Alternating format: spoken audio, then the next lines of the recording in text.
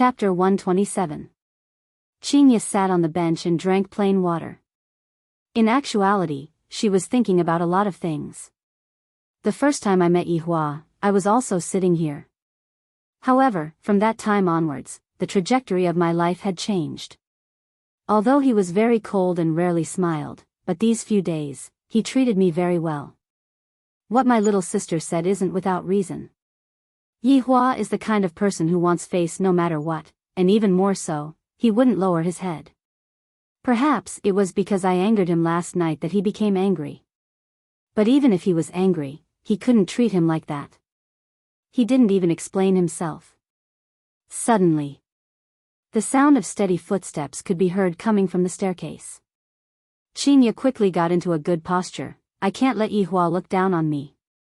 This time, I definitely won't let him off easily. If not, I will still be bullied in the future. Yihua slowly walked over, and when he saw Chinya, who had a haughty look on her face, he laughed in his heart. You probably don't know this, right? Your little sister has already sold you out, and yet, you are still putting on an act here. It isn't your fault that you fell in love with me.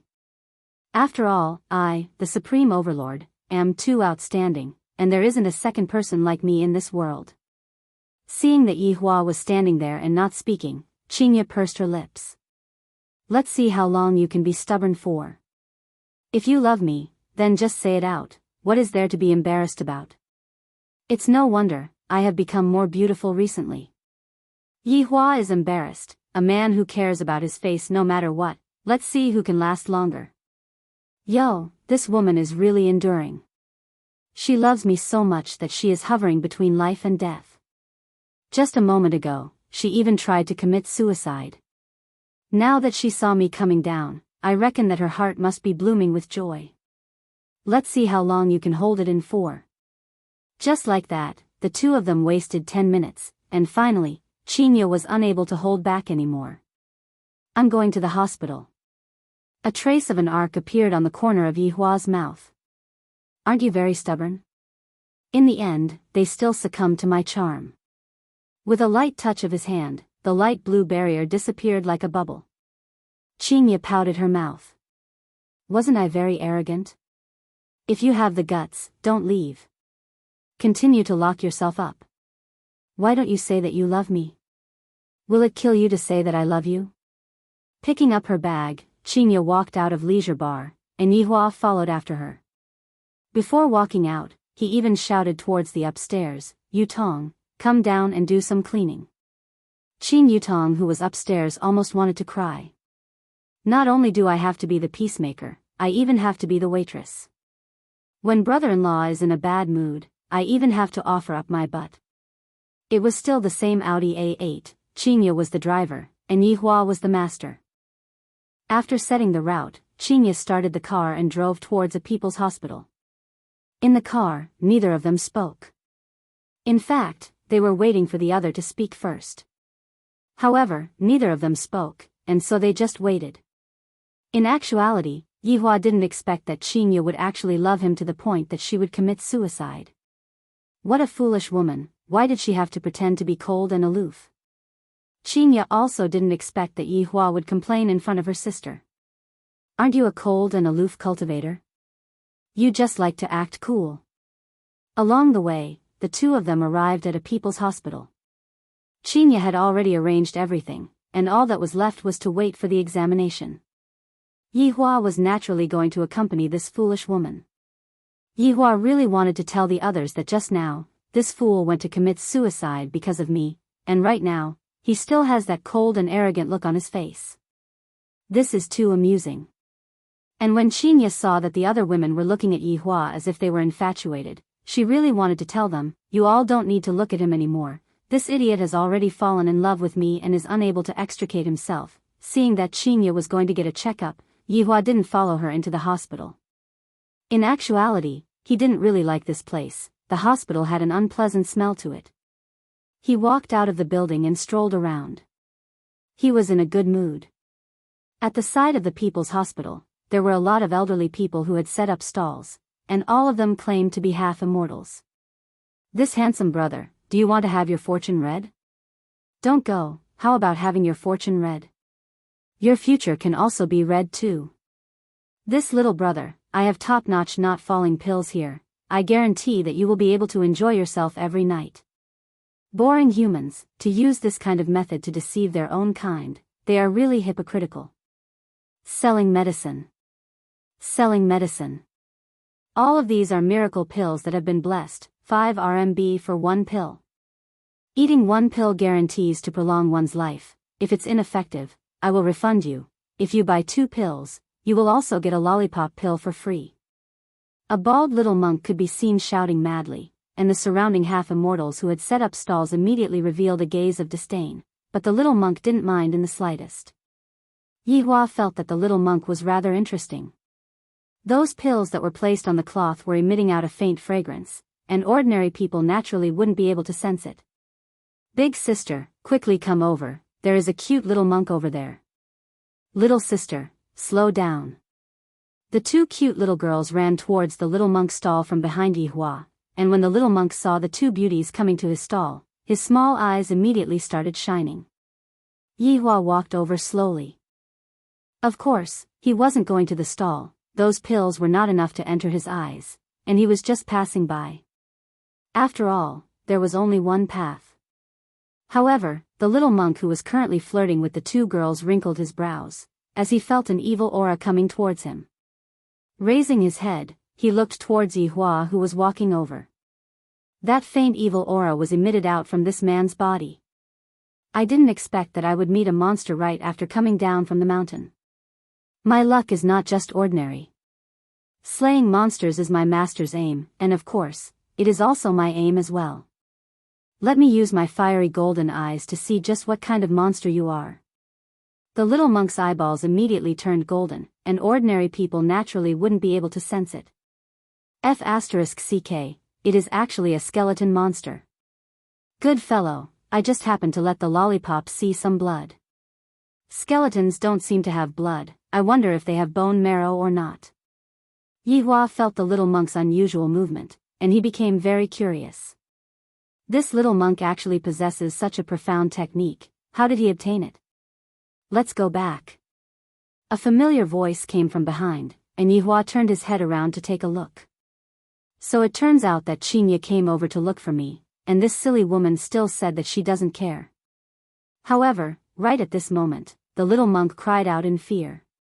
He didn't even want the medicinal pellets that were on the stall and immediately ran away, as if he had seen a ghost. Yihua originally wanted to ask about the origin of that technique, but since the other person had already run away, he couldn't be bothered to chase after him. Big sister, that little monk is so cute, why did he run away? Who knows, maybe his scam was exposed by us, and he felt embarrassed to continue staying here. Sigh, big sister, let's go. The little monk who was running away even had the heart to cry. The bottom of the mountain is too scary, the top of the mountain is still the safest. Master, when are you coming back? Your disciple has seen a big secret. At the start, the little monk's fiery golden eyes were indeed looking at Yihua, but following Qinya's shout, the little monk's gaze shifted over, and immediately, he was scared witless and immediately ran away. As for what he saw, only the little monk himself knew. Qinya's expression was ice cold. I just finished checking, and this fellow actually disappeared. He kept saying that children are important, but in the end, I don't even know where he went. However, not knowing why, Qinya just felt that Yihua was strolling at the side door. When she went out to take a look, it was indeed as she had expected. We are both cultivators, yet he still came here to have his fortune read so childishly. How was the result? Yihua asked faintly. Normal. Qinya replied faintly. Those who didn't know might even think that the 2 of them had a grudge against each other. I already said it yesterday night. Qinya didn't say anything, and the 2 of them returned back to the residence. Chapter 128. After the 2 returned to Leisure Bar, they still did not speak a single word. Yihua took out his phone and ordered a crayfish. If you have the ability, don't peel it. Qin Yutong could be said to be extremely unlucky today. She had just cleaned up the Leisure Bar, and her waist and back were aching. Brother-in-law, what are we eating for lunch? Seeing her brother-in-law and big sister had returned, Qing Yutong hurriedly asked, and the meaning behind her words was very clear. Brother-in-law, I want to eat meat, crayfish. Qing Yutong's face was filled with disappointment. She missed the feeling of eating meat. When the meat was placed in her mouth, it would leave a fragrant taste in her mouth, and when she lightly sucked on it, the juices would even flow out, immediately making her feel relaxed and happy. He had never eaten such delicious meat before, and his skin felt great after eating it. It was much more delicious than the crayfish. Being unlucky was nothing. What was even more despairing was yet to come. The three of them sat at the dining table. Yihua and Qingye did not even move their chopsticks, and Qing Yutong was just blankly looking at them. Are they still not reconciled yet? If you all are not going to eat, I will eat first. After finished speaking, Qing Yutong wore the gloves. But as he ate, he felt that the atmosphere was not right. Could it be that they were going to quarrel again? Brother-in-law, please have some shrimp. Sister, please have some shrimp. Grandmasters, please have some shrimp. Qing Yutong vowed, next time, I will not be the peacemaker anymore, the one who will be tired will be me. Yihua snorted coldly. Right now, you don't even want to peel the prawns anymore, seems like you are quite stubborn. I will deal with you at night. At the same time, Qingye snorted coldly. You want me to peel the prawns for you? Saying, wife, I was wrong, is more like it. A few caddies of crayfish were peeled off by Qing Yutong by herself, and Qing Yutong felt that her fingers were stinging. Don't call me for dinner, I will settle it myself. After leaving behind this sentence, Qing Yutong returned back to her bedroom, and didn't eat with them anymore. Yihua wiped his mouth and walked towards the office, while Qingye walked towards the bedroom. I, the Supreme Overlord, am going to sleep in the office today. Without my chest, I want to see how you are going to sleep. When the time comes, aren't you still begging me to get on your bed? GGG. Looking at Yihua walking towards the office, Qingye wrinkled her brows. At worst, I will just go and buy a doll. Do you really think that I won't be able to sleep without you? When night fell, Qing Yutong planned to use instant noodles to solve the problem. In any case, she wasn't going to be their servant anymore. Yihua was waiting for Qingye to shout at him, and Qingye was waiting for Yihua to shout at her. In the end, the two of them couldn't hold it in any longer and secretly used instant noodles to fill their stomachs. Fighting was fighting, but they didn't want to starve themselves. In the past, Yihua often ate instant noodles, thus he had quite an understanding towards instant noodles.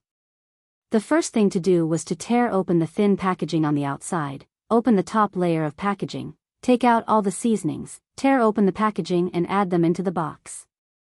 Then, he used the best ham sausage to bite into slices and poured boiling water into it. After the longest 3 minutes of his life, a bowl of Ye's instant noodles was done. A few slender noodles tugged at the heartstrings of thousands of people. Ye's instant noodles, do you want to know about it? Dong dong dong. Yihua, who was currently talking about the instant noodles, paused for a moment, then instantly hid the instant noodles and used his fastest speed to adjust his state of mind. You're finally here, aren't you? Can't hold it in any longer. Say something nice to me, and I'll be merciful enough to lend you my chest for you to lie down on. Come in.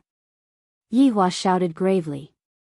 When he saw that the one who entered was Wei Chang, his expression changed. Scram. Just when Wei Chang wanted to speak, he didn't expect his honor to directly shout at him to scram. This scared me to death. However, why is there a smell of instant noodles in this office? His honor is already a person who has a wife. Could it be that he still wants to eat instant noodles? Even I don't eat instant noodles anymore, and Xiao Tang is still cooking for me. Lai Gu expressed that he was lying down and being fed by a woman. Yihua expressed that why you guys are so outstanding, do you believe that I won't change you guys back to how you were originally? Wei Chang, who was outside, let out a sigh of relief, then said to Jiu Yi, who was behind him, the boss is feeling annoyed right now, do not disturb him. The reason why Jiu Yi came over today was to invite Yihua over to discuss about the South's important matters. The people who came over were all big shots from various places, and all of them were here for the sake of the ancient godly item. They were discussing about how to strengthen the security and prevent the northerners from coming over to snatch it. That. Mr. Wei, the boss is not going, can you? Jiu Yi smiled apologetically. Not free, I have an appointment tonight. Wei Cheng said faintly. Tonight, I am going to watch a midnight movie with Xiao Tang, this is the important matter. Jiu Yi was very annoyed. I am unable to invite the boss, even the boss's subordinates are unable to invite the boss. Right now, the ancient godly item is getting restless, and the northerners have already infiltrated into the south, preparing to snatch it. If the ancient godly item were to be snatched away, the entire south's face would be completely thrown away. Chapter 129. Master, are we going to trample on debts? Death Mage expressed that trampling on debts would have a very bright future, and the profits would be very high. No, you can go and take a seat. Master, don't we have to kill people? Death Mage was very disappointed. Recently, I haven't been able to receive any missions to kill people. Do as you see fit. The car is waiting outside. Buy a mask and wear it. Don't scare people. Wei Cheng said. Death Mage seemed to be a bit embarrassed. Master, subordinate doesn't have any more money. Wei Cheng let out a heavy sigh and took out his wallet. Death Mage's eyes were flickering with a red light. My master is definitely very rich, but to say that I don't have any money, I feel so embarrassed. Looking at the money in the wallet, Wei Cheng couldn't help but wrinkle his brows. There are two 1 RMB coins, one is 50 RMB, and the other is 10 RMB. There is only a total of 62 RMB. After getting a girlfriend, my expenses sure are high. But I feel embarrassed to ask His Honor for money. I should look for Lai Gu to borrow some money some other day. All of Lai Gu's women are celebrities, I reckon that he doesn't lack money. Wei Cheng reluctantly took out a 10 yuan note. After watching the movie tonight, he would still need supper. 52 yuan should be enough. Looking at his master taking out a soft 10 RMB note, Death Mage suddenly had a strange feeling. Master is really living a miserable life. I really can't bear to take this 10 RMB note. What are you waiting for? Get to work. Wei Cheng urged. He quietly put away the 10 yuan, forgetting that he still had to take a taxi to send Tang Bingyao back.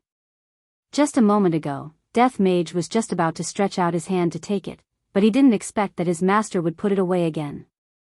I feel so awkward, so the master was so stingy. Walking out of the toilet, Death Mage walked through the leisure bar with his head lowered. At the same time, he took a clown mask from the table. From other people's perspective, they might even think that he was role-playing, as that sickle looked so realistic. Jiu Yi was very curious about who Wei Cheng would call over, he was truly too fucking curious. This leisure bar had this kind of magical power, those who didn't understand would think that it was a tiger's den, but those who understood a little would be filled with boundless curiosity. Thoroughly understood. They're all weirdos. He took out a Cuban cigar, put it under his nose, sniffed it, and cut off one end. The lackey in front of him was instantly enraged. This young man had a bright future. Just when Lord Jiu was smoking, a human figure walked out from the leisure bar. He was wrapped in a black gown and wore a clown mask on his face. Looking at his attire, Lord Jiu foolishly held the cigar in his mouth and even forgot to open the car door. This was probably the black robe that fought Xiao Yi. That Wei Cheng actually called over such a ferocious person, how did he do it? This is too fucking scary, isn't it? Please don't sit beside me, don't. Death Mage opened the car door by himself, and with a stab of the sickle in his hand, a hole was cut open on the roof of the car, and the sickle that was emitting a cold glint just happened to stab onto Jiu Ye's cigar, cutting it into two. A Rolls-Royce Phantom was sliced in half just like that. Death Mage retreated once again, and an ear-piercing sound suddenly rang out beside Jiu Ye's ears. When Jiu Ye raised his head to take a look, he saw the panoramic sunroof at the back row. He turned the scythe of death into a walking stick before sitting down steadily. Lord Jiu reflexively moved to the other side and sat down. What should he say now? That person is someone who fought against Xiao Yi. What should I do?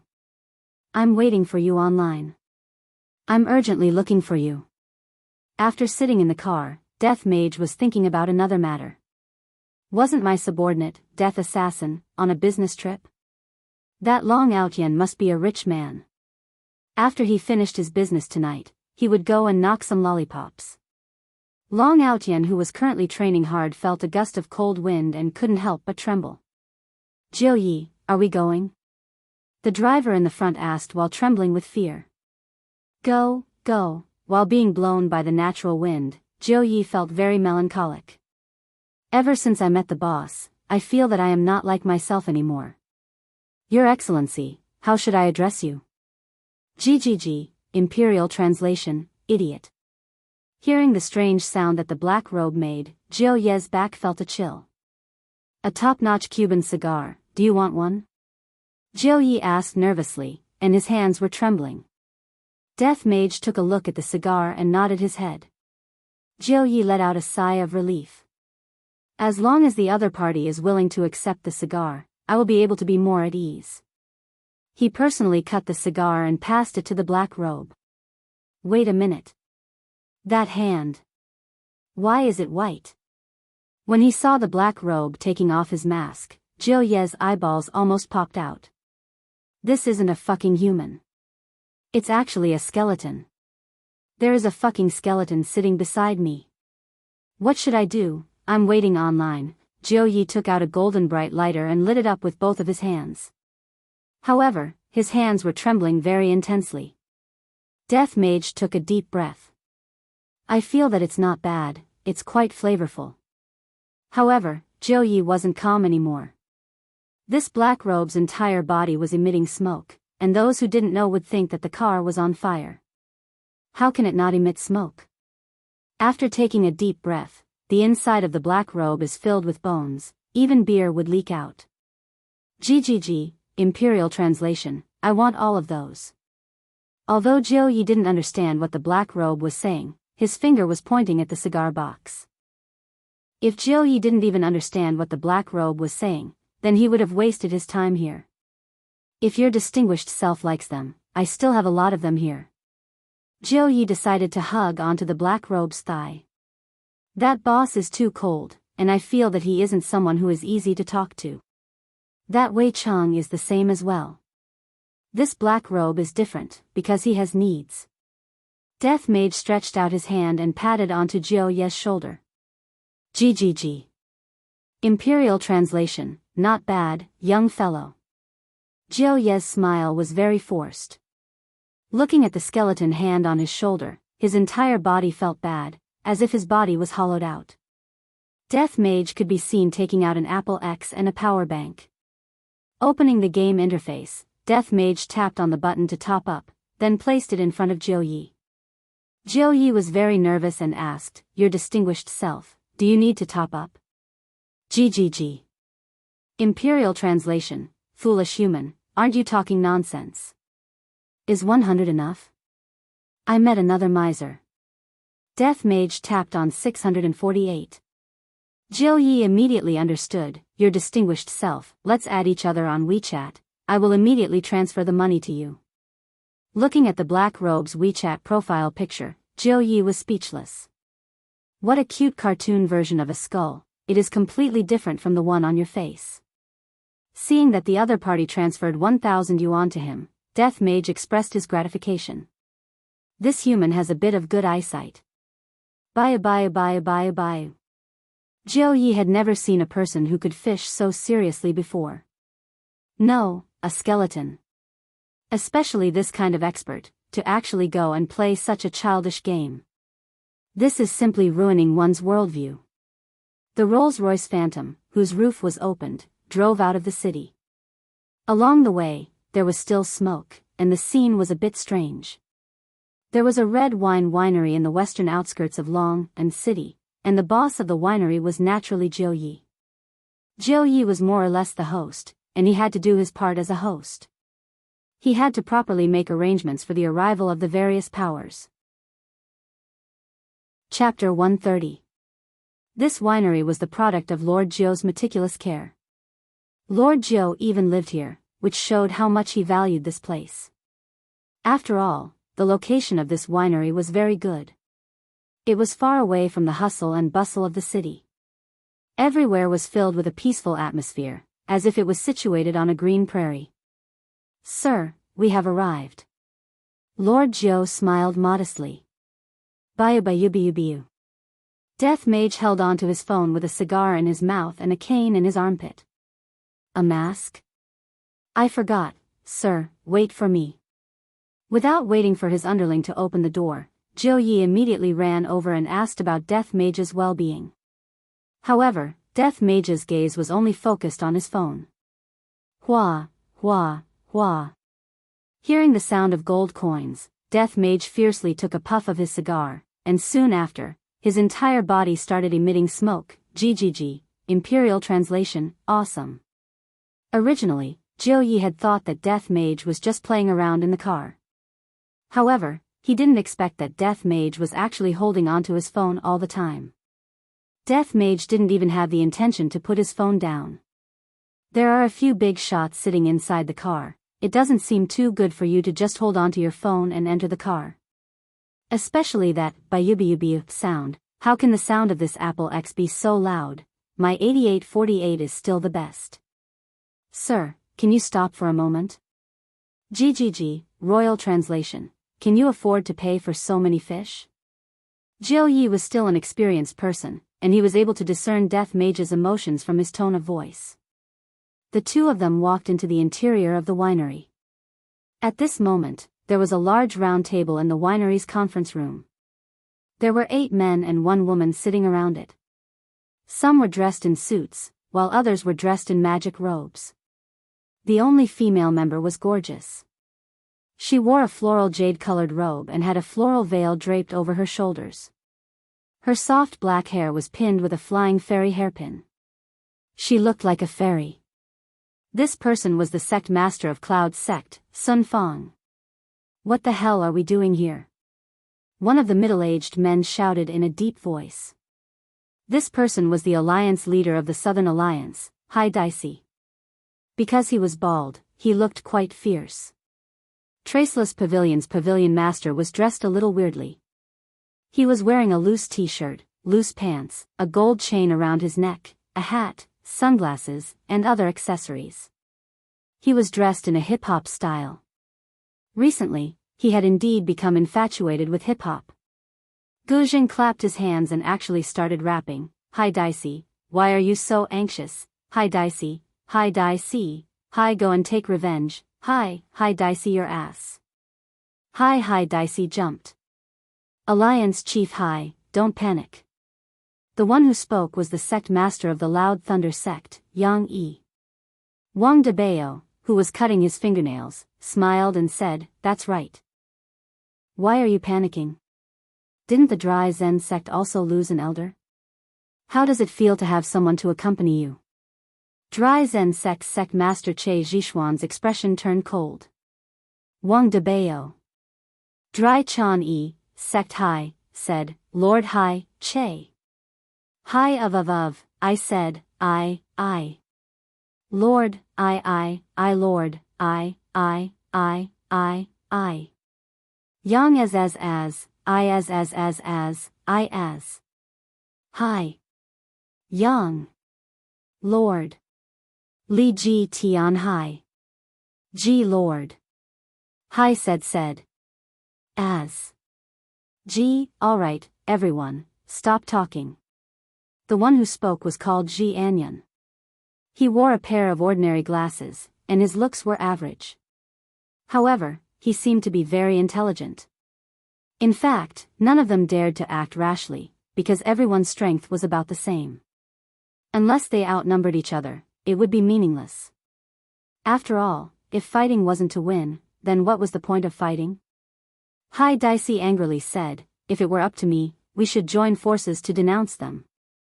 Yo, Check Ku is making a fuss. It's not like my elder died. The pavilion master of Traceless Pavilion, Gai Zheng, crossed his arms and made a 666 gesture. Hai Dicey was so angry that he almost vomited blood. "I'm going to King kill you today." Also, come, yo, come over here. Yang Yi, the sect master of the Mighty Thunder sect, grabbed hold of Hai Daisy, who was about to go berserk. Alliance Master Hai, don't be agitated. This sect leader is also very sad that something like this happened. You have to get used to it in the future. Hai Daisy's face stiffened. Yang Yi took out a hat from nowhere and put on a pair of sunglasses. Yo, check it out. Gai Jing immediately replied, yo, brother is so awesome. Yo, this is a good stab. I'm going to F*King kill these two bastards today. A strong energy burst out from Hai Daisy's body. How could Gai Zheng and Yang Yi not be arrogant? Two of the elders that went out died and one of them was injured. Look at us, we came out without a single injury. That's why, even if the younger brother is brainless, the older brother definitely isn't any better. Dry Zen sect leader Che Zhishuan said coldly, count me in. Wang Debao, Zhou Xinran, Ji Anyan, and Guang Tianlu, who hadn't made a sound all this while, the four of them just watched and didn't have any plans to make a move. To them, all of these people could be counted as cultivators, and this kind of relationship had to be divided properly. Enough. Cloud sect leader Sun Fang shouted out coldly. She is a beauty, so I have to give her some face. Che Zhishuan snorted and gradually retracted his killing intent. If it wasn't for sect leader Sun pleading for you all, I would have turned you all into thick water today. That's right. Since sect leader Sun has spoken, I won't make things difficult for you two immature children. Hai Daisy's expression changed. If he was an angry man just now, then he was a warm young man now. The beauty of the north was Bai Xian, and the pride of the south was Sun Fang. The beauty of these two beauties wasn't just for show. Hai Daisy and Che Zhishuan just felt that they had lost face. Gai Zheng and Yang Yi, on the other hand, were just teasing the beauties and using this kind of method to attract the other party.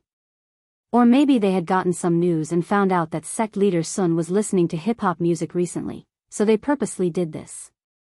Today's discussion is about how to protect the ancient godly equipment and the ownership of the ancient godly equipment. Sun Fang's tone was gentle and comfortable. Zhou Xinran touched his hair. Sect leader Sun, how is your sect's elder Xing? Family leaders War really cares about our sect's matters. Sun Fang's tone was slightly angry. Ji Anyan rubbed his eyes. I heard that elder Xing died on the way back yesterday, is that true? Elder Xing sacrificed himself for the greater good, but I will naturally take revenge for this. Well said. Revenge. Hai Daisy and Che Zhishuan immediately agreed.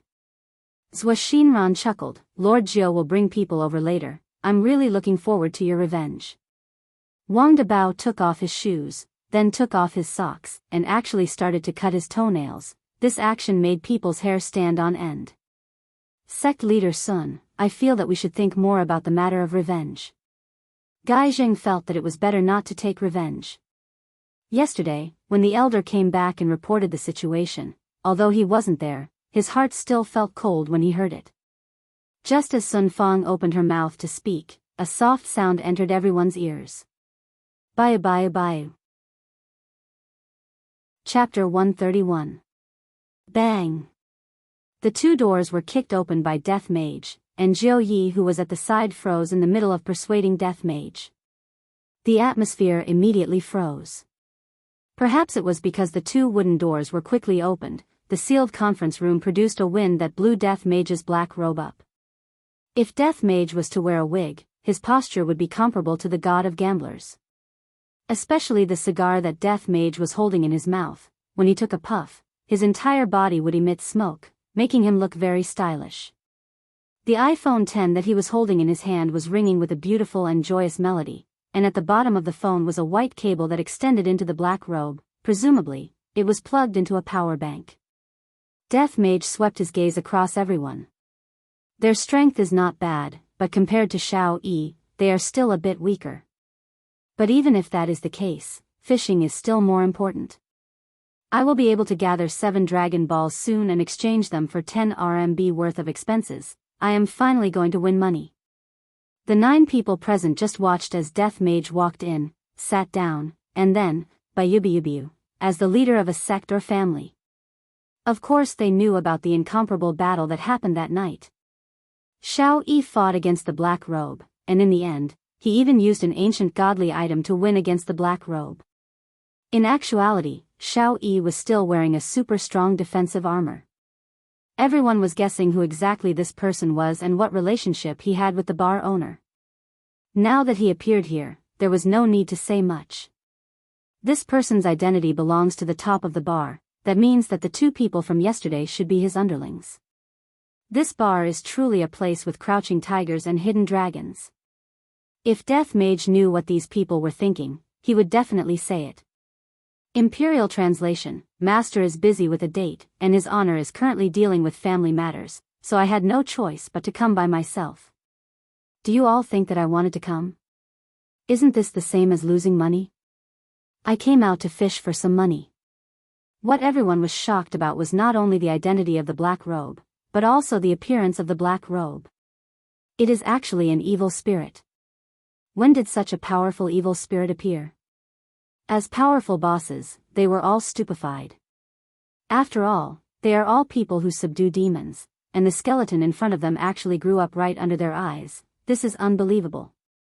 Everyone didn't know what to do. About that, let me introduce everyone. This is the famous Black Robe. Jiu Yi squeezed out a smile and introduced the Black Robe to everyone present. Death Mage fiercely took a puff of his cigar, and in an instant, the smoke lingered around the room. Death Mage's bony fingers continued to tap on the screen of his phone, and the sound of gold coins clattering could be heard coming out from the phone speaker. Wang Debao revealed a puzzled expression. What was the relationship between it and the man that day? Employment relationship? Or a superior and subordinate relationship? Such powerful skeletons shouldn't have a superior and subordinate relationship. The employment relationship was more normal. Suddenly, Wang Debao felt that there was a possibility. That man was also Black Robe's underling. As the boss, it was only natural for him to step in. If that's the case, everything will make sense. I wonder if my wife will praise me after hearing my deduction or not. Just thinking about it makes me so excited. Popping candy with iced water, it feels so good. Everyone, why don't we begin? Lord Jiu laughed dryly. Black Robe couldn't control him. He was a great god. Ji Anyan adjusted his spectacles and looked towards Death Mage, and a row of information immediately appeared on his spectacles. Race, undead life. IQ. Realm. Interests. Marriage. Ji Anyan's brows were tightly knitted together. Could it be that this spectacles crashed? It's actually filled with question marks. Hai Dicey could be seen taking the lead and saying, "Before we start the meeting, Wang Debao, please leave." Wang Debao wore his shoes and sniffed his hands. Why? A man who married into by family, what right does he have to sit together with us? Che Zhishuan shouted out. Don't look at how Wang Debao married by Cixin. Everyone in the circle knew that Wang Debao was afraid of his wife, and he was even more afraid of by family. However, Wang Debao just had to set his headquarters at Gaohai City in the south. Everyone knew that Wang Debao was afraid of his wife. Furthermore, Bai family was the leader of the family. The wife controls the north, the husband controls the south, and then the two swords would work together. Zhua Xinran said faintly, CEO Wang's hometown is in Gaohai City. How can you say that he is a northerner? Bai Yubiubiu, but he has a northerner wife. Gu Jing changed his hip-hop style and slammed onto the table as he shouted. Bai Yubiubiu, Wang Debao scratched his head. My wife only went back to her parents' house to stay for a few months. Look at you all. Bai Yubiubiu, everyone's brows wrinkled. Death Mage held onto his chin with his left hand, and his empty eye sockets flickered with red light. Warning. Warning. The boss is attacking. Death Mage could be seen holding onto his phone. Bang, bang, bang, bang, bang. The entire conference room was filled with the sound of bone fingers tapping onto the screen. Jiu Yi had the intention to persuade Death Mage, but when he saw how excited Death Mage was, he decided to forget about it.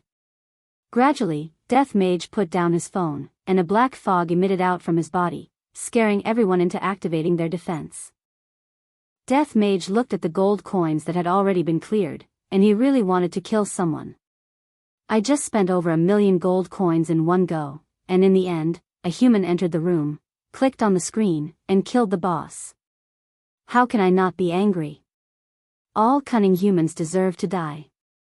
The black fog on Death Mage's body actually left his body and floated above his head like a black cloud. In an instant, the black cloud rapidly flew towards a corner of the conference room. Everyone turned pale with fright, not knowing what the black robe was doing. Meanwhile, Death Mage quickly picked up the cane that was placed beside him and fiercely threw it forward. Dong! The cane was forcefully stabbed into the wall, and its original appearance was gradually revealed. Everyone took in a breath of cold air once again, but what was even more shocking was yet to come. The wall was actually bleeding. Gradually, a person who was wearing a black robe was revealed, and there was a big hole in his chest. Profound hidden sect. Everyone cried out in shock. A horrified scream rang out from within the black cloud, and the black cloud seemed to be wrapped around something that was floating in the sky. Everyone didn't need to think too much to know who it was. Originally, Death Mage didn't want to care about it, but who knew that the boss that he had painstakingly killed would be snatched away by someone else? Wasn't it just nice that there were two muzzles? The expressions of the big shots in the conference room didn't look good. The people from Profound Hidden Sect had infiltrated into the conference room, and not a single one of them noticed it. These two people were definitely the trump cards of Profound Hidden Sect. If it wasn't for this black robe, the contents of today's conference would have been leaked out, and the consequences would be unimaginable. Sun Fong glared at the man within the black cloud and shouted out, "Speak! What do you all know?" The man who was wrapped within the black cloud let out a miserable howl. It wasn't that he didn't want to speak, but rather, he couldn't. Death Mage's finger moved slightly, as if he was torturing the man above him. "Your Excellency, can you let him go? I want to ask." Sun Fong said to Death Mage. Her tone was very courteous, but in her heart, she was very angry. This fellow's subordinate killed my elder. GGG, Imperial Translation, I don't want to. Following that, Death Mage clenched his finger. The black cloud instantly corroded the man, and soon after, the man dissipated. Not even a piece of him was left behind. Chapter 132. The entire meeting room turned silent in an instant as everyone stared at Sun Fong in disbelief. Everyone estimated that with Sun Fong's strength, she had a 4% chance of winning against Xiao Yi. But against the fully armed Xiao Yi, her chances of winning were 0. As for this black-robed man, he had beaten the fully armed Xiao Yi like a dog. Although Xiao Yi had won, it had been a tragic sight. In actuality, everyone had overlooked one point. Death Mage was ordered to not kill Xiao Yi, and yet, Death Mage acted recklessly, and in the end, he was killed by someone. Everyone really couldn't understand why Sun Fong wanted to challenge this black robe. The gains didn't make up for the losses. If something bad happened, she would die. Sun Fong's beautiful eyes were ice cold. Her own elder had died miserably at the hands of your little brother yesterday. Of course, this vengeance should be avenged by this sect leader. If I let this enemy go, how would I explain it to the disciples of the sect? It would make the hearts of the sect disciples even more bitterly disappointed. No matter what the hell that Purity Bar was up to, he had to take revenge for Elder Xing today. Thinking of this, Sun Fong couldn't help but recall the way Elder Xing was carried back. All of the meridians in his body had been severed, and his internal organs felt as though they had been tossed into a blender. After asking a disciple, she found out that this was caused by Elder Xing's duel with a middle school student. At that time, there didn't seem to be anything out of the ordinary. He must have fallen into some sort of secret passage. What a joke. How could an ordinary person withstand a casual slash from Lai Gu, even if it was a slash from his hand? All the big shots in the cultivation world were very worried, but the family heads on Wang Debao's side didn't care and just treated it as a show. Death Mage stared at Sun Fong with his empty eye sockets. The latter did not seem to be afraid in the slightest. However, to death mages, they were already used to this kind of gaze, because they did not know their own strength at all. A mere human woman dares to challenge me? Death Mage was currently considering whether to kill her, or, I heard that his honor has been cultivating his humanity recently, and even Master is cultivating his humanity as well. From this, it could be seen how important humanity is. Thinking about it, I am also cultivating my humanity.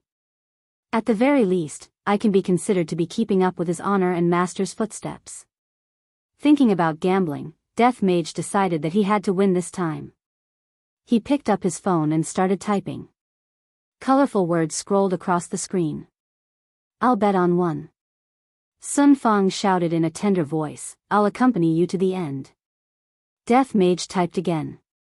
If you lose, you'll become my slave. Everyone cursed him for being shameless in their hearts. It was obvious that he was going to win, yet he still wanted to take in a proud southern girl as a slave. He was simply inhuman. So what if you accept it? Do you even have a weapon? Sun Fang was angered to the point her face flushed red. As the sect master of the Cloud sect, when had she ever been humiliated like this?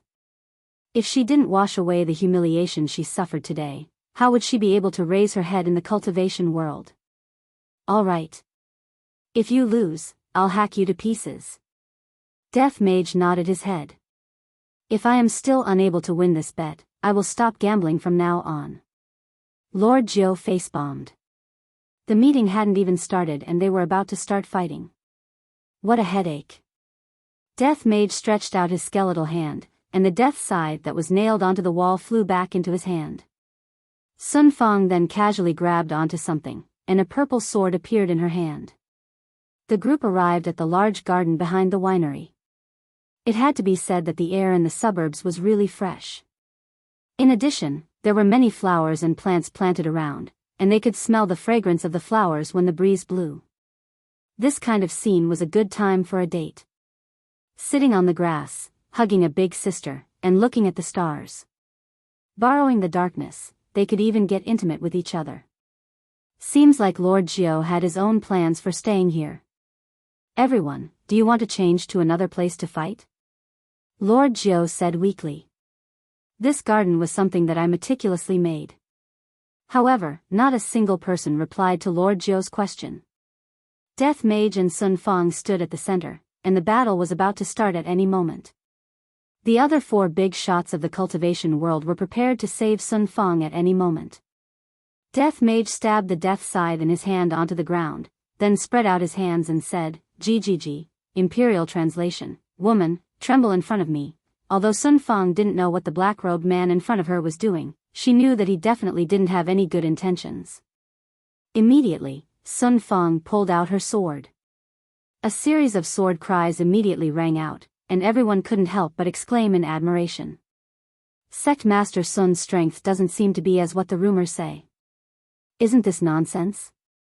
Who doesn't have a few trump cards up their sleeves? It's just that they didn't use them yet. Death Mage stretched out his index and middle fingers, and everyone didn't understand what he meant. However, when they saw Death Mage slightly hooking up his index and middle fingers and shaking them at an extremely high frequency, everyone sucked in a breath of cold air. That was because everyone had forgotten an important point. Although Death Mage didn't have any weapons, he still had his fingers. As expected of a talent. Sun Fang's face flushed red, and the spiritual energy on her body suddenly exploded out. The flowers and grasses in the surroundings immediately flew into the sky, and the scene was instantly beautiful. A silver light flashed, and Sun Fang's entire body turned into an afterimage. Everyone who was watching the battle had grim expressions on their faces. Sun Fang's strength is truly very strong. Sun Fang looked at the dazed black robe and sneered in her heart. Do you really think that I, the sect master, am easy to bully? And to still want to be your female slave, you are truly delusional. Death Mage didn't use any weapons, that was because he had other intentions. Death Mage stretched out his spotlessly white and long-boned finger and grabbed out. He firmly grabbed onto Sun Fang's right wrist that was holding onto the sword, then grabbed onto Sun Fang's alluring waist with his right hand. Hai Dicey was dumbstruck. How is this even a battle, this is clearly a display of affection. Che Zhishuan clenched his fists tightly. The goddess in his heart is actually being hugged by a skeleton, damn it. Gu Zheng and Yang Yi were about to go berserk. Their goddess was being defiled by a skeleton. Wang Debao was also very stupefied. I didn't expect that this skeleton would actually be so good at flirting with girls. The two of them looked like they were doing a ballroom dance, and it was hard for people to not think too much. Sun Fang was even more miserable. The skeletal hand on her wrist was like an iron pincer, and the hand around her waist was the same, making her unable to move at all. Looking at the skull that was so close to her and the red glow in its eye sockets, Sun Fang didn't show any signs of weakness. The spiritual energy in her body erupted once again. Even if she had to risk getting injured, she wouldn't let this skeleton take advantage of her. Boom! A shockwave spread out with the two of them as the center, and the entire sky was filled with all sorts of flowers. Death Mage casually grabbed onto one of the roses, then revealed his spotlessly white teeth and bit onto it. F***ck me. Everyone felt as if their worldview had been completely destroyed. Don't pull me, I want to kill this skeleton, I don't even dare to tease the goddess like this. Hai Dicey couldn't take it anymore, but no one stopped him. Blood seeped out from the corner of Sun Fang's mouth. Her forceful struggle just now had caused her internal energy to become chaotic. This black robe was truly terrifying. This was only the first exchange of blows, and he was already injured. If this continued, he would definitely lose. If it really comes to that, even if I die, I won't let a skeleton humiliate me. Suddenly, Sun Fang felt a chill coming from her back, and the sword in her hand immediately flew towards Death Mage. Chapter 133. Let go of my goddess. Che Zhishuan angrily attacked, and a powerful spiritual energy struck towards Death Mage. A black fog shot out from Death Mage's bone finger and instantly dispersed the spiritual energy that was rushing towards Che Zhishuan. Dry Zen sect was an alchemy sect, and their overall strength was not very high. However, Che Zhishuan, who was the sect master, was naturally considered to be rather powerful. But in this group of people, he was at the bottom. Che Zhishuan could do nothing about the black fog's attack. He flew backward and crashed into a building like a cannonball. Lord Jiu's heart ached when he saw this. Everyone was speechless. No matter how weak Che Zhishuan was, he was still a sect leader, yet this black robe had actually sent him flying with one move. His strength was actually terrifying to such an extent. Hai Dicey was just about to make a move, but when he saw Che Zhishuan get killed, he stopped. Although the goddess was still needed, if he didn't have a life, how could he be intimate with the goddess? Death Mage inserted the rose that was in his mouth into Sun Fang's hair. This action caused everyone to tremble with fear, and no one dared to recklessly attack Sun Fang. Sun Fang glared at the skeleton in front of her. She did not beg for mercy, nor was she afraid. Kill me if you can. You want me to be your slave? Dream on. Looking at the beauty in his arms, the undead skeleton smiled.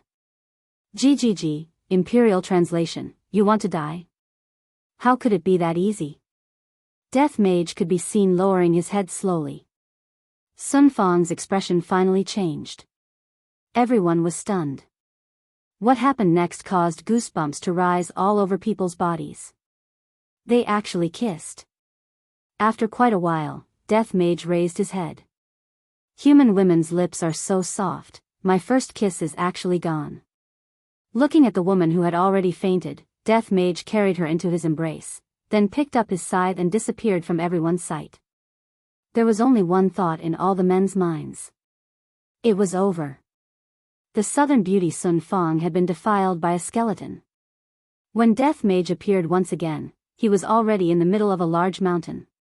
Placing the woman in his embrace onto the grassland, Death Mage lit up a cigar, took out his phone, and recharged all of the money that he had left. The familiar voice sounded again. Bayubiabubiu, Master. A black figure appeared beside Death Mage and shouted out respectfully. This person was the death assassin who was guarding Long Outyan. What happened to that Long Outyan? Death Mage asked while playing with his phone. In actuality, Death Mage could very well ask Zhou Yi for money, but Death Mage felt that if he were to ask the same human for money, if news of this were to spread out, where would his face be? If Master and his honor were to find out about this, wouldn't I not even be able to raise my head? Replying to Master, Long Outyen has been staying in a small thatched cottage during this period of time, and he has not appeared. Death Assassin seemed to be a lot more normal. I finally met a normal person. Find an opportunity to ask for some money. We don't have enough funds. Master, he's here. Oh. Hurry up, it's time to top up again. Yes, Master. Death Assassin's figure disappeared in an instant, truly coming and going without a trace. Meanwhile, Death Mage continued to keep on going, by Yubiubiu. Beside him, there was even Sun Fong who had fainted. However, in everyone's heart, the southern pampered girl Sun Fong was definitely being humiliated by the skeleton. However, this news would instantly spread throughout the entire south, even to the north. Now, even if Sun Fong returned safe and sound, everyone's saliva would drown her. Within the small thatched cottage, Long Outyen, who was wearing a tattered long gown, was currently hugging onto a petite and cute girl while saying words of love. Meng Meng, I wonder if you will be able to come back alive after going out today. Long Outyen let out a long sigh and said with an extremely gentle tone. Meng Meng rubbed onto her beloved man's chest and said, Brother Long, if you meet with misfortune, Meng Meng will accompany you. Long Outyen took a deep breath. This is the plot of the main character, being loved by the female lead to death. Wait till I defeat that black-clothed man, the entire world will belong to me, Long Outyen. I, Long Outyen, will be able to pick any beauty in the world. However, Meng Meng, don't worry, when Brother Long finishes working hard outside, I will definitely come and pick you up. Long Outyen consoled Meng Meng attentively. Meng Meng smiled tenderly, it's alright, Brother Long. You just have to work hard at ease, Meng Meng will wait for you here. Meng Meng, you are the best, Brother Long, keep this bottle of medicine, take 1 pill a day, if not, the love goo will break out. Meng Meng, I, Long Outyen, thank the heavens for having you in this life. Tears of pain flowed out from Long Outyen's eyes. Isn't it just having sex? To actually be so ruthless, why am I, Long Outyen's life, so bitter? Brother Long, Meng Meng will be yours for my entire life. Meng Meng, Long Outyen cried. After a long time, Long Outyen said gravely, Meng Meng, I'm leaving. Brother Long, you must definitely come back victorious. Bringing along his exhausted body, Long Outyen walked out of the small thatched cottage. The feeling of leaving feels so good. After walking far away, Long Outyen shouted loudly, come out. My Dragon God technique has already been trained to the 2nd level, watch how I take revenge today. It's all because of you, you bastard, I had to use the Earth Escape Talisman to escape to this desolate place, and even got poisoned by the love goo. You destroyed my dream of having a harem, the hatred between me and you is absolutely irreconcilable. Chapter 134. However, would the Death Assassin let him escape just like that? It was obviously impossible. He moved to block Long Outyen's path. You, what do you want to do? I said that I will only exchange 1 move with you, are you thinking of admitting defeat? Long Outyen immediately panicked. If you have the guts, then let me hide for a few more years. When the time comes, I will be able to go all out. Death Assassin stretched out his thumb and index finger and poked it. Long Outyen was so frightened that he took a few steps back when he saw the white jade-like bones. He felt that the person who was chasing after him was not a human. He even asked for money. Calming himself down, Long Outyen took out his wallet and said, actually, I don't have much. The plot is just developing, and it's not the final stage yet. I only have a few thousand yuan in my card, and some change. Death Assassin took over the wallet and disappeared in an instant, leaving behind the stupefied Long Outyen. I haven't told you the password yet. Long Outyen mumbled. After saying that, he paused for a moment and immediately ran off. Brother Long, why did you come back? Seeing Long Outyen running back with a joyful look on his face, Meng Meng's face was filled with joy. Long Outyin pressed on Meng Meng's shoulders and said affectionately, Meng Meng, I still can't let you go. I've decided not to leave. Meng Meng was stupefied. She was moved to tears. Brother Long, you are really too good to Meng Meng. I still can't beat the other party. Brother Long is feeling bitter in his heart.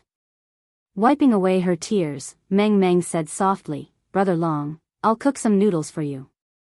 Okay, add more sauce. Brother Long, I hate you. On the other side, Death Assassin had already completed his mission and handed over the wallet with both hands. On the other hand, Death Mage only took out a few $100s, then threw his wallet to the side. I'm going to deposit some money, you continue to look after Long Outyin. Yes. Seeing that its master did not plan to take that woman away, Death Assassin continued to ask, Master, this woman? Death Mage took a look at Sun Fong who had fainted. According to the bet, Sun Fong could be considered as his female slave. However, if he were to let a female slave follow him, the expenses that he would have to spend would become huge. Sun Fong still had to eat, buy clothes, makeup, and sanitary napkins. Forget it, I don't want it anymore, just leave it here. After saying that, Death Mage went to the ATM machine to deposit the money. Death Assassin took a look at Sun Fong who was on the ground, then disappeared as well. The Southern Beauty, she could be said to be the goddess of the cultivation world, but right now, she was being disregarded by two skeletons. The reason was very good, they were difficult to raise. Death Mage even took back the title of female slave. After an unknown period of time, Sun Fong faintly woke up. Sun Fong's beautiful eyes surveyed her surroundings, and after checking her own body, she heaved a sigh of relief when she discovered that she hadn't been violated. But when she thought of that bony face, Sun Fong clenched her fists tightly. She swore that she would never rest until she died. At this moment, Zhou Yi also left the winery and arrived at Long and City's Rank 1 shopping mall. He quietly walked into an arcade. Lord Zhou, the master has been waiting for a long time. The man who spoke was the manager of the arcade, and his words carried a deep warning. Lord Zhou smiled and said, Sorry, there was a traffic jam on the way. The man's eyes revealed an ominous glint. He turned around and brought Lord Zhou into the gaming hall. A man in a black cloak was sitting in front of a game console, seriously playing the game. I'm stupid. I'm stupid. I'm stupid. The two of them didn't even dare to make a sound as they stood behind him. Hovacha, Ga. However, it was useless. He had lost. Little Zhou, come and play. The man smiled, but he didn't turn around. Lord Zhou took a deep breath. I don't dare. Sit. The man patted the stool. Zhou Yi knew that he couldn't shirk away anymore. Rejecting once is respect, but rejecting twice is idiotic. Sitting beside the man, Lord Zhou was trembling with fear. This kind of situation was like standing in front of the boss of the bar.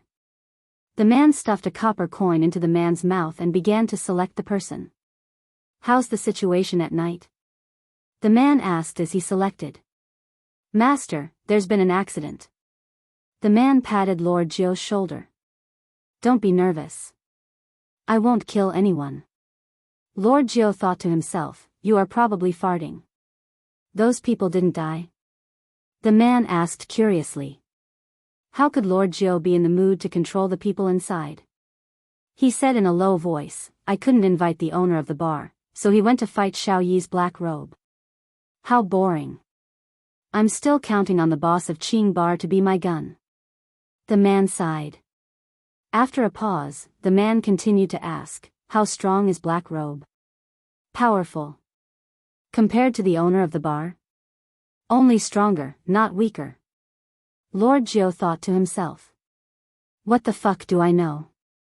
The man stood up and took out a stick of cigarette. The manager immediately got angry. Little Zhou, you are too incompetent. This subordinate deserves to die. Master, please have mercy. Lord Zhou immediately kneeled on the ground and begged for forgiveness. What happened at night? Tell me about it. Lord Zhou told the manager what happened. After listening to what happened, the man sneered, his calm face immediately revealed a sinister expression. Spread the news. Ruin this woman's reputation for me. If not for this stinky woman, how would other powers be able to interfere in this matter? Lord Jiu immediately agreed. How's the progress of the investigation at Qingbar? The man asked again. Lord Jiu didn't dare to be careless and said seriously, from the looks of it, if Black Robe is a person from Qingbar, then his strength is the strongest. The second is that security guard. Yesterday, a youngster suddenly appeared, and his strength is also not to be underestimated. As for that boss, he seems to know summoning techniques. Last time, he even scared Cloud Sect's Jianyuan. Humph. What's so difficult about scaring a small deacon from Cloud Sect? Is there anything else? The man asked. I have never seen him make a move, so it's hard to judge his strength. The man became silent and pondered in his heart. The boss of Qingbar seems to be the boss, but his strength is the weakest. Could it be that he is a puppet that Black Robe set up to deceive others, and Black Robe is actually the boss of Qingbar? This possibility is very high. If I obtained an ancient godly item, then I would definitely be able to easily kill Black Robe. However, the current situation has become complicated. Originally, he wanted to use tonight to test the strength of Qingbar's boss. If Gao Shen killed all those people, then he could sit back and enjoy the benefits. Unexpectedly, he didn't go. Wrong. It's not that he didn't want to go, but Black Robe didn't allow him to go. After all, Black Robe is the boss in secret. How could Black Robe not go to such a big scene? If that's the case, then the boss is definitely Black Robe. Xiao Jiu, keep a close eye on that Black Robe. The man shouted in a deep voice. Yes, Master. This medicine is for you. Thank you, Master. Lord Jiu was overjoyed and hurriedly kowtowed to thank him. Go and do your work. Yes. After Lord Jiu left, the man clenched his fist tightly and muttered, This game of chess has been played for 5 years, I cannot fail at the crucial moment. I will kill whoever dares to stop me. Master, you have great fortune. The manager immediately knelt down and kowtowed. Chapter 135. Pay up. The hall downstairs began to be cleaned and closed. Wei Chang no longer wore a security uniform every day after work. He had learned to dress up. Uncle Wei, with a cheerful smile on her face, Tang Wei ran over and held onto Wei Chang's arm. Uncle Wei, hurry up and go on your date. Leave this to us. Yeah. Uncle Wei, you have to protect our store flower. The surrounding shop assistants jokingly shouted. Wei Chang patted Tang Wei's head and gently said, Let's go. Tang Wei even laid her head on her sweetheart's shoulder. It was getting more and more difficult for her to leave him, and all she wanted to do was to be together with Uncle Wei. Wei Chang was very lovable, but the boss upstairs was very annoyed. Yihua sat on the sofa in the office. The entire office seemed as if it was going to catch on fire. The entire office was filled with smoke and the ashtray was filled with cigarette butts. Looking at the time, it was already 12 o'clock. However, this woman was still stubborn. I don't believe that you won't come and shout. Without my chest, can you fall asleep? The clock on the wall kept ticking, and Yihua's cigarette never stopped. Finally, it was 1 o'clock. You're not coming? You want to sleep in separate rooms? Not bad, Qinya. He was getting bolder and bolder. Go get the quilt first. Yihua stood up and opened the door of the office. The smoke in the office seemed to have found a hole to escape from, and it drilled out of the office without any regard for its life. Arriving at the door of the bedroom, Yihua prepared to open the door and enter the bedroom. Unexpectedly, the door was locked from the inside. This is truly going against the heavens. To actually lock me outside the door, what kind of wife is this? Yihua wanted to kick the door open, but he didn't. Yihua looked at the situation inside the house, and saw that Qinya was hugging onto a big doll, and with a smile on her beautiful face, Qinya was fast asleep. She actually fell asleep smiling. As for me, I actually have insomnia. If I don't sleep, don't even think about sleeping. Yihua knocked on the door, then returned to the office. Qinya, who was in a dream, wrinkled her eyebrows. Getting up from the bed, she opened the door, but who knew that there was no one outside the door? To think that you are a cultivator, these are all the actions of a child. Humph. Qinya closed the door and continued to sleep. If you have the ability, then go ahead and sleep in the office. Yihua, who was in the office, snorted. There will be a day when you will beg me to go to bed with you. At that time, just watch how I will deal with you. What an arrogant woman. Yihua decided not to sleep tonight. I'm going to do something big tomorrow morning. Yihua turned on the television and continued watching Calabash Brothers saving Grandpa. The happy scene wasn't good at all, and Big Big Wolf was too cowardly. If it was Big Big Wolf himself, he would have slapped Big Big Wolf twice to show his true colors as a man. Since he had decided to pull an all-nighter, Yihua prepared spicy gluten, spicy bean skin, iced Sprite, cigarettes, wine, instant noodles, and so on. Awesome! Time passed by slowly, and the sky began to turn bright. Hearing the sound of the door opening, Yihua's spirit immediately returned to him and he switched the television off. My sister-in-law is a lazy bug. Sometimes, she wouldn't wake up before noon. The one who woke up so early must be Qinya. Hearing the sound of Qinya coming down the stairs, Yihua stood beside the window and looked at the alley. As expected, Qinya went to buy breakfast in the morning. Yihua's gaze flickered with a cold light. He went to his own bedroom and looked at his substitute. He was furious. He grabbed the big doll on the bed and tore it apart before tossing it above his head. Sunfall Heavenly Flame. Kuan-Li Hellfire. Sky Ghost Flame. Blazing Sun burns the heavens. Buddha Fire Illumination. Looking from outside the window, the bedroom immediately became colorful. Yihua let out a heavy breath and muttered, "This is the result of replacing the original." After finished speaking, Yihua opened the door and left. The doll from just now had already been burnt to ashes by all kinds of flames. Doll, what fucking crime did I commit for you to do this to me? After returning back to the office, Yihua stood beside the window and observed Qinya's movements. 10 minutes later, Qinya could be seen to have returned with breakfast. Yihua extinguished the cigarette butt and waited for Qinya to go upstairs. Hearing those familiar footsteps, Yihua's brows wrinkled deeply. Unexpectedly, the footsteps stopped at the door.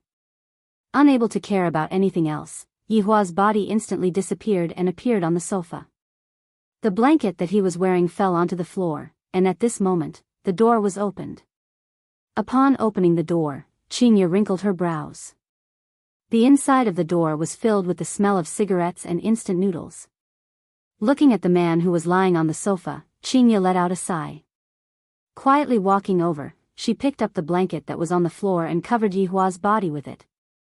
Then, she placed the breakfast on the coffee table and casually opened the window of the room to let in some air. After doing all that, she left the office.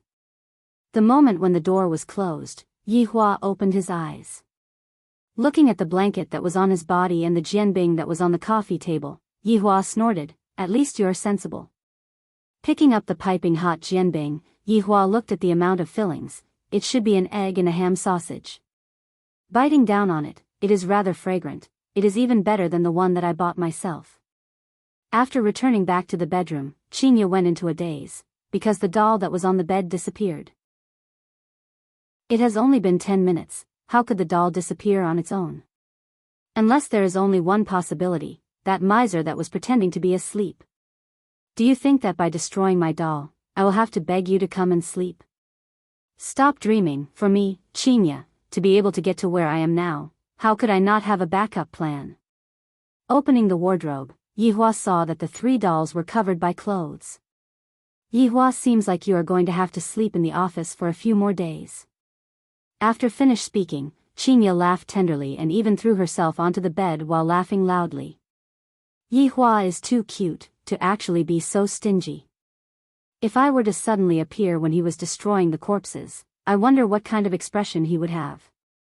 Only until noon did Yihua go out and casually walked into the bedroom. Looking at Qinya, who was currently reading a book on the bed, he asked, "What are we eating for lunch?" "Anything." Qinya replied indifferently. Look at this attitude of his, he is simply looking for a beating. However, his performance in the morning was not bad. I will forget about it this time.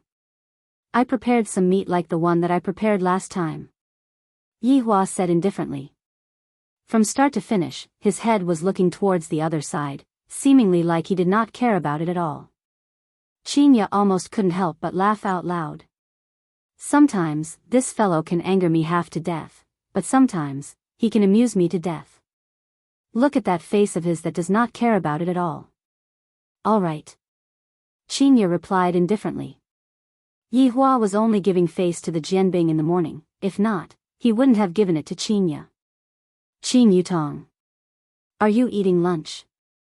Yihua knocked on his sister-in-law's door and shouted.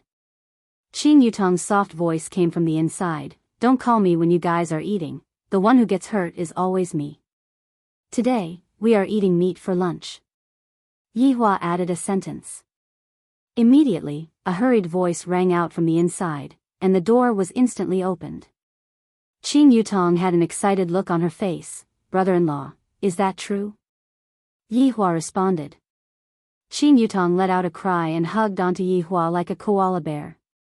"Get up. Your butt is itching, right?" Qin Yutong immediately let go of Yihua. "Brother-in-law, do you need my help? I can wash vegetables." Scram. Snort, snort, snort. At noon, Yihua prepared a high-class desolate banquet. On the surface, Qinya was cold and indifferent, but in her heart, she was extremely happy. Chapter 136.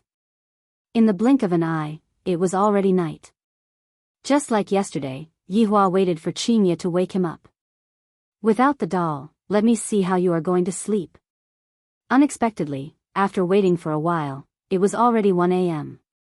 Yihua decided to go and take a look at what was going on. Standing outside of the door, Yihua's face darkened. Why did another doll pop out? Didn't I burn the doll? Furthermore, Qinya didn't go out today, and there wasn't any express delivery. MLGB. How dare you sleep with my woman? I will kill you tomorrow morning. Yihua decided to stay up all night and wait for Qinya to go out and buy breakfast. However, he had already stayed up all night once yesterday, and his body was truly a bit unable to take it anymore. Spirit repair. He cast a spell on himself and was instantly full of energy. He could even kill a Kuan with one punch. The night gradually receded. Yihua was waiting for Qinya to go out and buy breakfast. Yihua stood at the window and looked at Qinya leaving, then immediately ran to the bedroom. Meanwhile, Qinya, who was going to buy breakfast, secretly took a look at Qinya, then immediately turned around and ran back to the bar. "Wait till I catch you, I want to see how you are going to explain yourself." Yihua came to the bedroom and looked at the doll on the bed. Sunfall Heavenly Flames X2. Kuanli Hellfire X2. Sky Ghost Flame X2. Scorching Sun Burning Sky X2. Buddha Fire Illumination X2. Baby shouted in his heart, "Why am I A*2*? The one in front doesn't have one." Hearing the sound of hurried footsteps coming from the entrance of the staircase, Yihua's body faded away, and coincidentally, the door was opened by Qinya. When Qinya saw that the doll on the bed disappeared again, Qinya laughed out of anger. This is simply the jealousy king of the cultivation world. However, Yihua had also become smarter. He knew that Qinya must have definitely bought a lot of things. At noon, Yihua sneakily ran into the bedroom again, and sure enough, he discovered that damned doll in the wardrobe. To think that the damned doll is actually hiding in the wardrobe, waiting to sleep with my woman. Sunfall Heavenly Flames X10. Kuan Fire *10. Sky Ghost Flame X10. Scorching Sun Burning Sky X10. Buddha Fire Illumination *10. Wawa. However, when night came, Qinya still did not come. Yihua was already on the verge of going berserk, and he really wanted to burn all of the dolls in the world. However, when he arrived at the bedroom and took a look, Qinya was not sleeping inside. Could it be? This woman was actually carrying her sister-in-law. I am going to burn my sister-in-law as well. Qinya, do you really think that I, the Supreme Overlord, can't do anything to you? Coming to the office, Yihua called Wei Chang and Lai Gu over. Your Honor. Your Honor. Yihua sat on the sofa, lit up a cigarette and said faintly, let's go out together the day after tomorrow. Wei Chang and Lai Gu's eyes lit up, and soon after, they said at the same time, we will solemnly obey your Honor's command. You two go make the arrangements. Wei Chang knew that this mission would definitely fall on him, and said softly, Master, where are we going? I can book a hotel. Who told you I'm going to stay in a hotel? Camping. That kind of tent. Yihua shouted out gravely. These two brains have returned to the past again, right? If he were to stay in a hotel, with so many rooms, wouldn't he still be able to sleep wherever Qinya wanted? Lai Gu was very depressed. He didn't say anything, but he was also implicated. Subordinate understands, but... Wei Chang stammered, he was too embarrassed to say it out. But what? Wei Chang swallowed his saliva and said nervously, Your Honor, in the past, subordinate was still alright when I was living alone, but recently, I got a girlfriend, and my expenses became bigger. Right now, even a mantu has to be eaten in 3 bites. Lai Gu had a look of disdain on his face. There is no one else who can be like you. Just like me, I have 3 female celebrities to support me, and my life is so free and easy. That's why I say, if you want to find a woman, you must find a woman who is rich, then live the life of a gigolo. It is very comfortable. Look at how His Honor is looking for rich people. Right now, the price of crayfish is at least 10 caddies. In the past, when did His Honor dare to be so extravagant? Looking at Wei Chang's depressed look, Lai Gu sighed. If you want money, look for Lai Gu. Yihua said coldly. Lai Gu's expression immediately collapsed and immediately said, Your Honor, subordinate is also poor.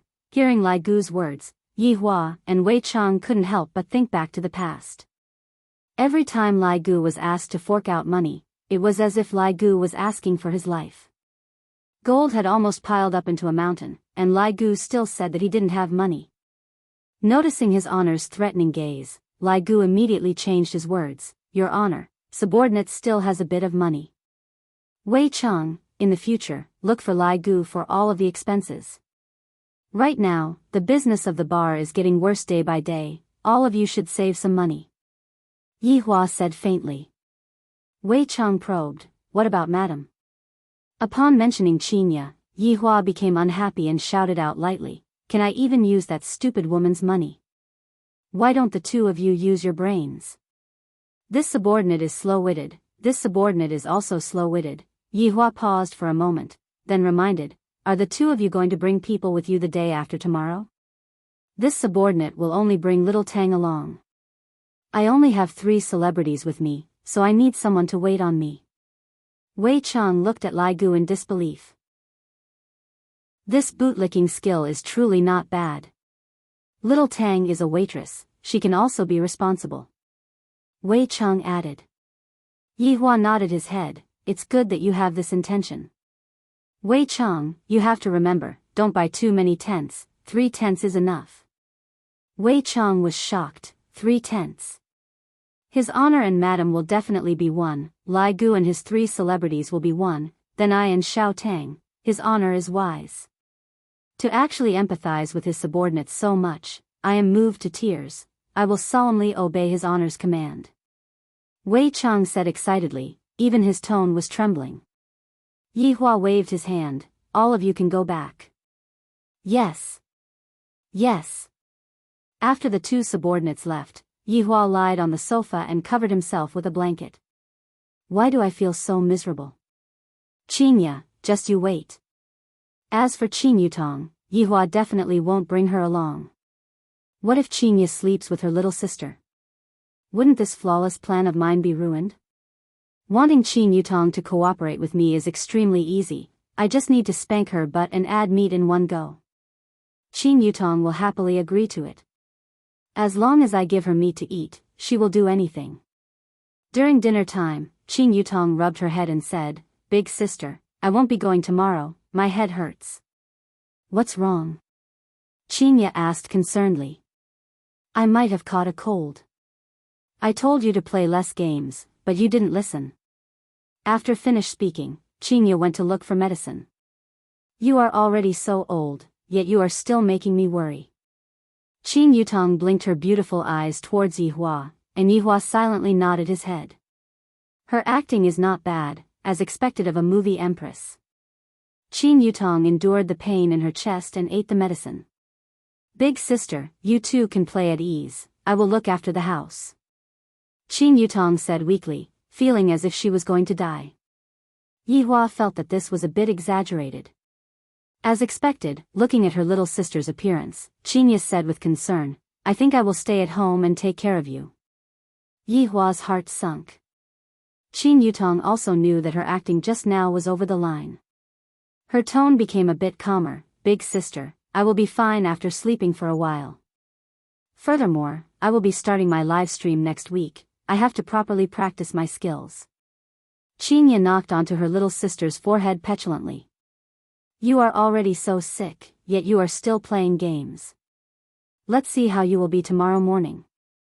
Although she was working together with her brother-in-law to lie to her big sister, the look of concern in her big sister's eyes really made Qin Yutong feel very touched. Qin Yutong could be seen hugging onto Qinya and said tenderly, "Big sister, you are the best." Qinya smiled, caressed onto her little sister's beautiful hair, then looked at Yihua who was silently eating. She discovered that ever since Yihua appeared, the relationship between her and her little sister had also become better, not like before. "Everyone, rest early today," Yihua said faintly, then walked back to the office. Qinya snorted coldly. Qin Yutong let out a breath. These two obviously wanted to die, but they just couldn't put down their face. Why bother? Yihua, who was lying on the sofa, was in a very good mood, as if he could already see Qinya's expression of surrendering and then begging for forgiveness from him. Just thinking about that, Yihua laughed out. "Dong, dong, dong. Come in." Wei Chang could be seen walking in with a weird expression. "What's the matter?" Chapter 137. Yihua's brows immediately wrinkled. "The woman is waiting for me?" Her emotions are very unstable. Wei Chang was also confused. Could it be that his honor had gotten into a relationship with her outside? If the madam were to find out about this, it would be troublesome. Yihua snorted coldly. "It wasn't like this kind of woman had never appeared before. I will deal with her how I dealt with her in the past. Is there a need to tell me about this kind of thing? But this woman is different," Wei Chang said in a low voice. "How is it different?" Yihua asked gravely. Wei Chang said solemnly, "Your Honor, you should go and take a look." Yihua let out a breath and glared at Wei Chang. "You can't even handle such a small matter. Did you become stupid from dating?" Wei Chang didn't dare to make a sound. "This really isn't the problem of dating, this is the problem of Your Honor." Yihua walked down the stairs. There was no one else in the hall, all the employees had left, and there was only a beautiful figure sitting there. The beautiful black hair hung down to her waist. Just this back view alone was enough to give Yihua a high score. Furthermore, there was a sword on the right hand of the woman. Meanwhile, she was currently drinking wine and seemed to be rather vexed. If it was the Yihua in the past, he would definitely go and strike up a conversation with the woman and then have a wonderful night with her. Thinking up to here, Yihua couldn't help but recall a past event. That woman seemed to be in the same state back then. Yihua gestured to Wei Chang, and Wei Chang nodded his head and walked forward. "Miss, our boss is here." The woman who was drinking wine slowly turned her head around and took a look at Yihua. Soon after, she started drinking again, and said, "He isn't your boss is a skeleton." Yihua was immediately startled. This woman actually saw through my true identity. Wei Chang walked over and said in a low voice, Your Honor, isn't this strange? Yi Hua nodded his head. Seems like this woman doesn't come with good intentions. Let's get some information out of her first. How did she know that I am a skeleton? That's right, this woman is Sun Fang. Ever since she returned that night, Sun Fang heard all kinds of rumors, all kinds of versions. On the second day, it was as if the whole world knew that she was tainted by a skeleton. As the sect master of Cloud's sect, to be tainted by a skeleton.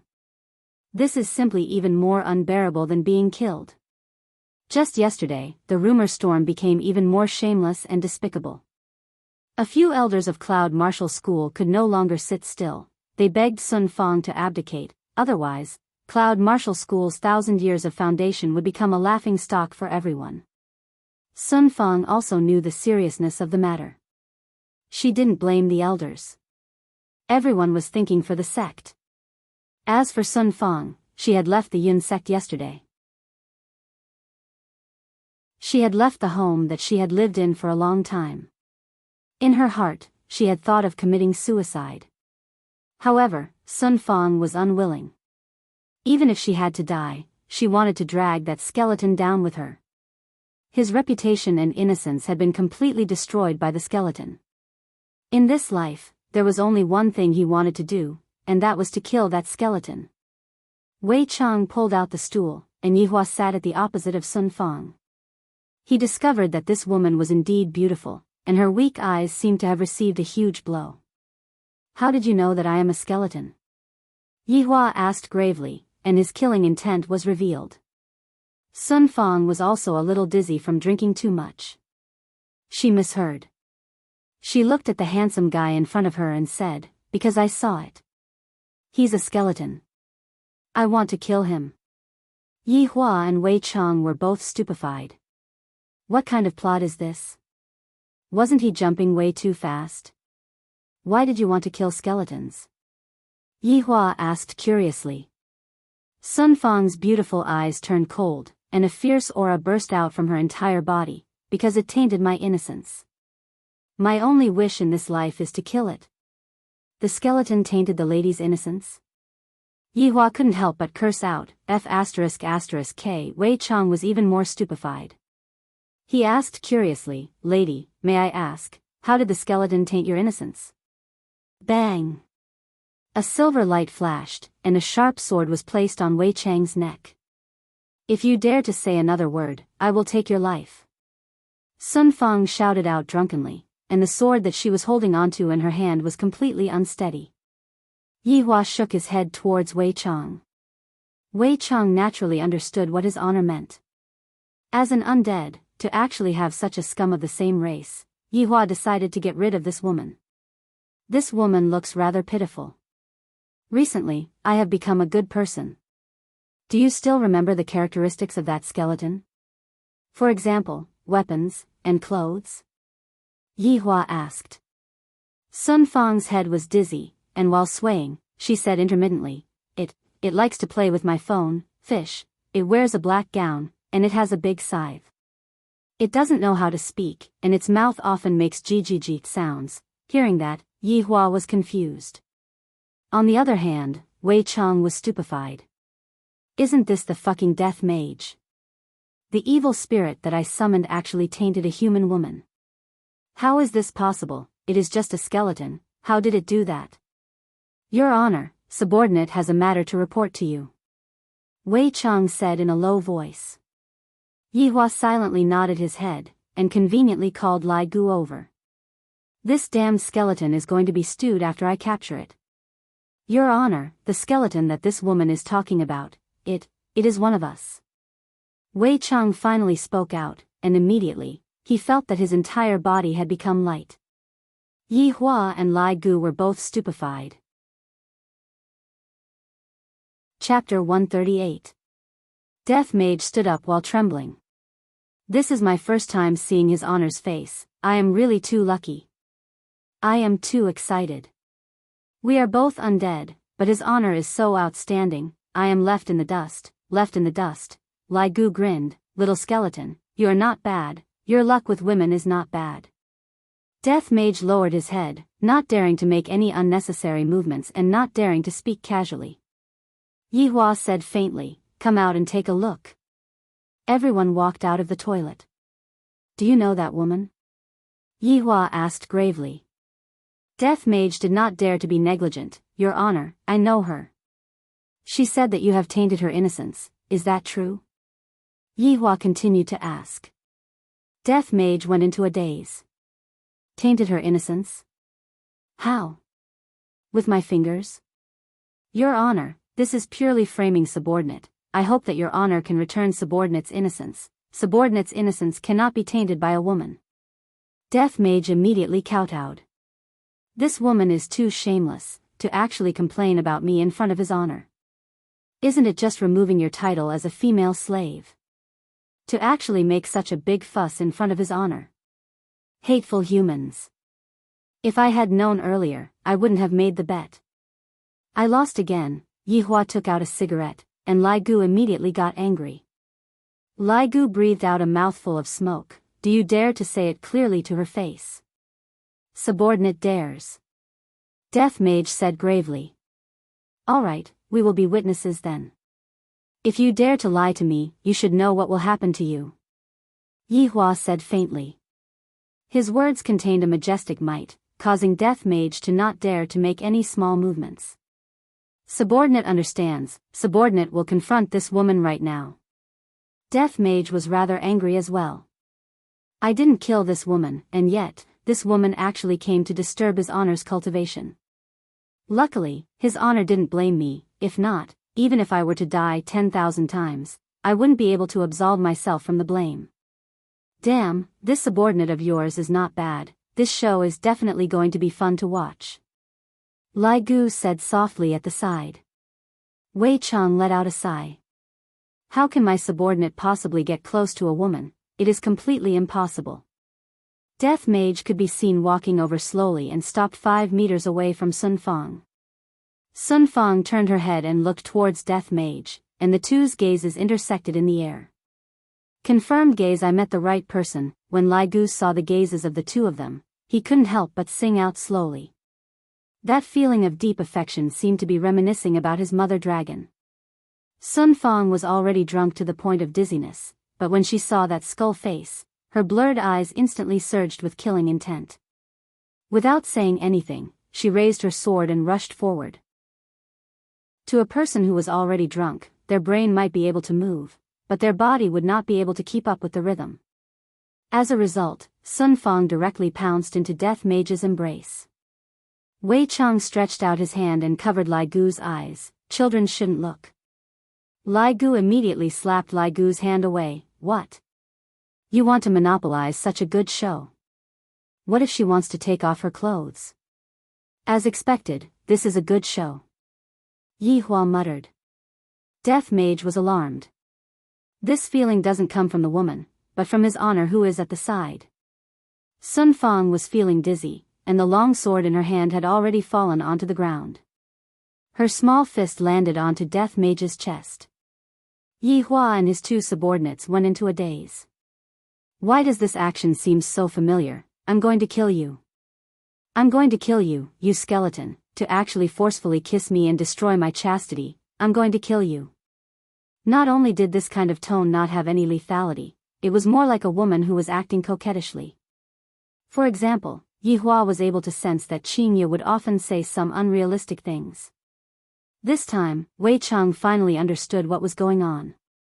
It seems like it was his subordinate who forcefully kissed another woman, and the other party was the kind of woman who viewed chastity as her life. I'm going to kill you. While speaking, Sun Fang became drunk. To her, the past few days were too tiring. Yihua brought Wei Chang and Lai Gu over and said, Do you know your crime? Death Mage was greatly startled and immediately knelt down. Your Honor, please spare my life. Subordinate. Subordinate only lowered my head. She didn't resist, and subordinate didn't destroy her chastity. Then, before you kissed her, did you get the other party's permission? Yihua asked gravely.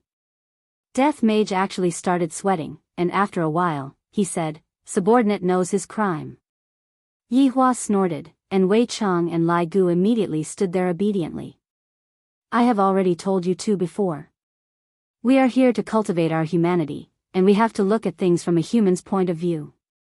How could you go and forcefully kiss someone without getting the other party's permission? Fortunately, you are my subordinate, if not, would have stewed you. Yihua gave out a severe criticism. Is it glorious for something like this to be spread out? For a subordinate to have to forcefully kiss a human, and that human came to me to reason with me, if this was to be spread out, where would my face be? Death Mage was exulted. Thank you, Your Honor, for not killing me. Tell me what happened once, Lai Gu, bring the hops over. Yihua sat down and said. Wei Chang added, I want the melon seeds too. Death Mage stood up and wanted to throw the woman who was in his embrace out, but in the end, he was stopped by his Honor's gaze. Yihua said faintly, as an undead, you have to dare to take responsibility for what you have done. Since you have destroyed the other party's chastity, and the other party also came to me to reason with me, I will not be biased towards anyone. From today onwards, you will have to take good care of this woman. Your Honor. Death Mage really wanted to cry. Why did I end up in such a situation? I can't even protect myself, and I still have to bring a woman along. Are you thinking of disobeying my orders? I don't dare. Lai Gu brought over the hops and melon seeds, and Yihua said faintly, tell me what happened once. In the following half an hour, Death Mage began his performance. Especially when it came to the climax, he was simply unable to control himself. Your Honor, this woman is too shameless. She coveted subordinate's appearance, and in front of everyone's eyes, she even said that subordinate secretly kissed her. And now, because of this, she even came to Your Honor and disturbed Your Honor's sleep time. Subordinate blushed with shame. I hope that Your Honor can retract your orders. This kind of woman is truly not to be trifled with. After finished speaking, Death Mage lowered his head. Just now, I had already fought for my final chance. If I am still unable to get rid of this woman, then I will just accept my fate. Yihua did not say anything, and was currently thinking about another problem. This woman's background is not small, she is actually the sect master of Cloud's sect. I reckon that I will be able to use her in some way in the future. For a woman like this to be compatible with my subordinate, just that, for me to make my subordinate use the honey trap, this is truly making things difficult for me. What do you two think? Yihua asked Wei Chang and Lai Gu. The two's hearts sunk. It's time for the exam again, I forgot to draw circles in the past. After a long while, Wei Chang said solemnly, Your Honor, subordinate feels that it is better to destroy a temple than to destroy a marriage. Since this sect master has taken a fancy to my subordinate, as the sect master, as the sect master, should be happy. Hearing what Wei Chang said, Lai Gu's eyes shone. Your Honor, what gluttonous monster said is extremely true, this is a love that transcends races.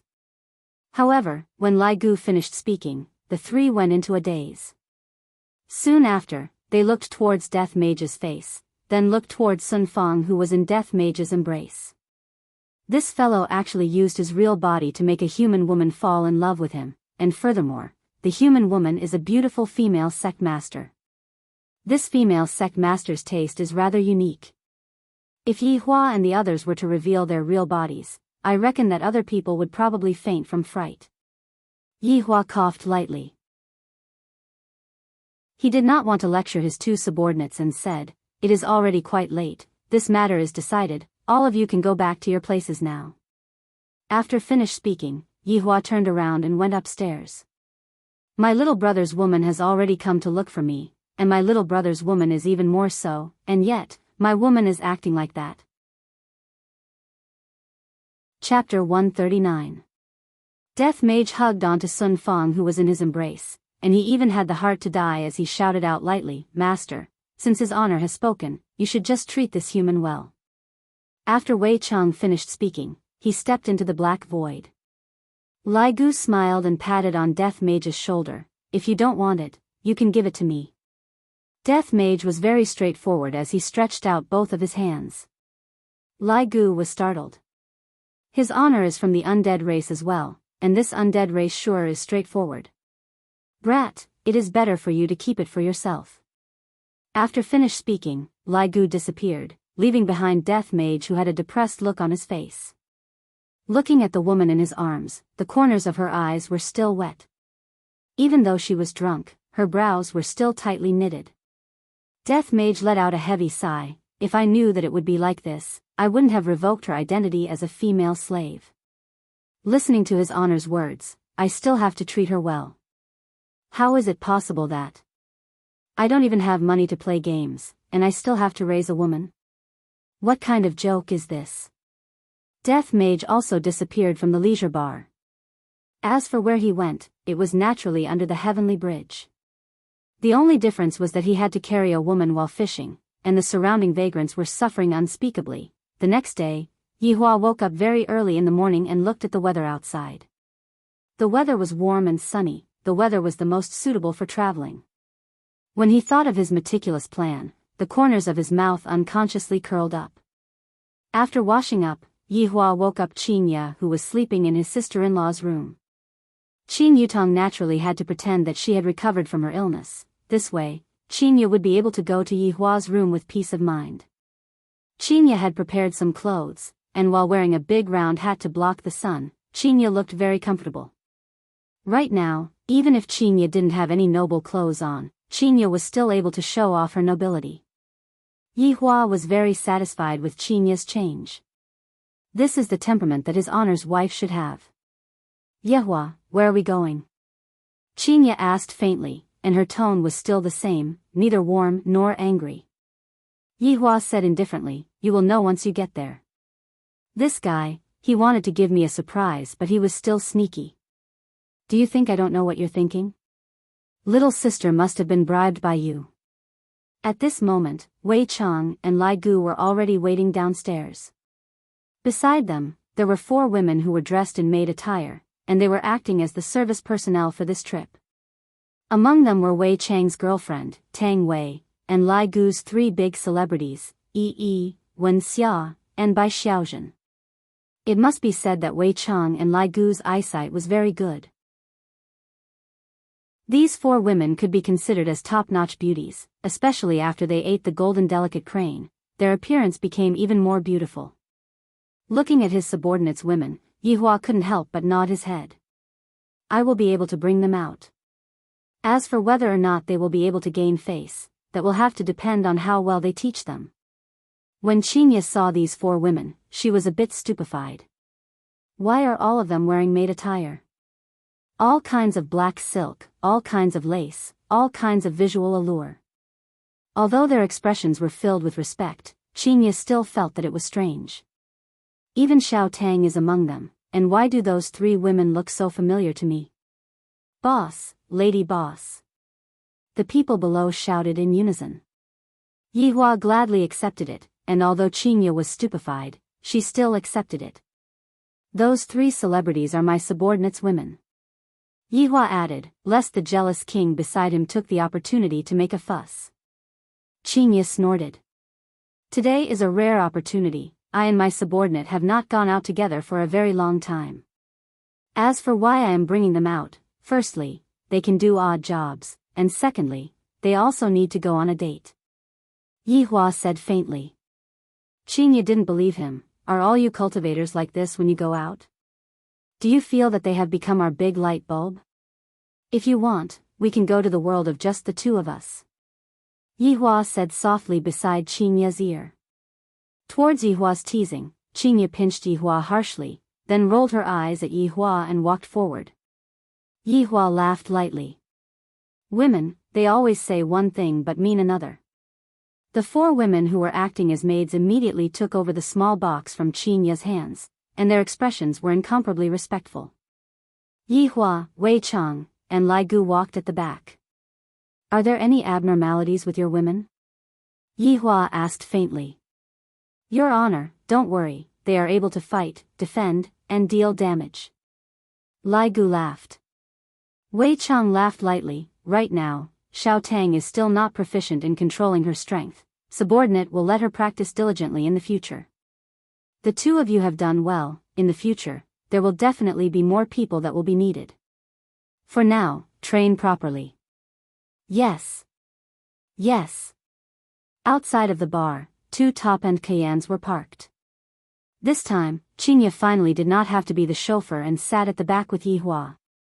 Wei Chang was the chauffeur, Lai Gu sat at the front passenger seat, and the 4 maids sat in the second car. Yihua didn't say where they were going, but Wei Chang knew where they were going. Playing was a part of it, causing trouble was also a part of it, and killing was also a part of it.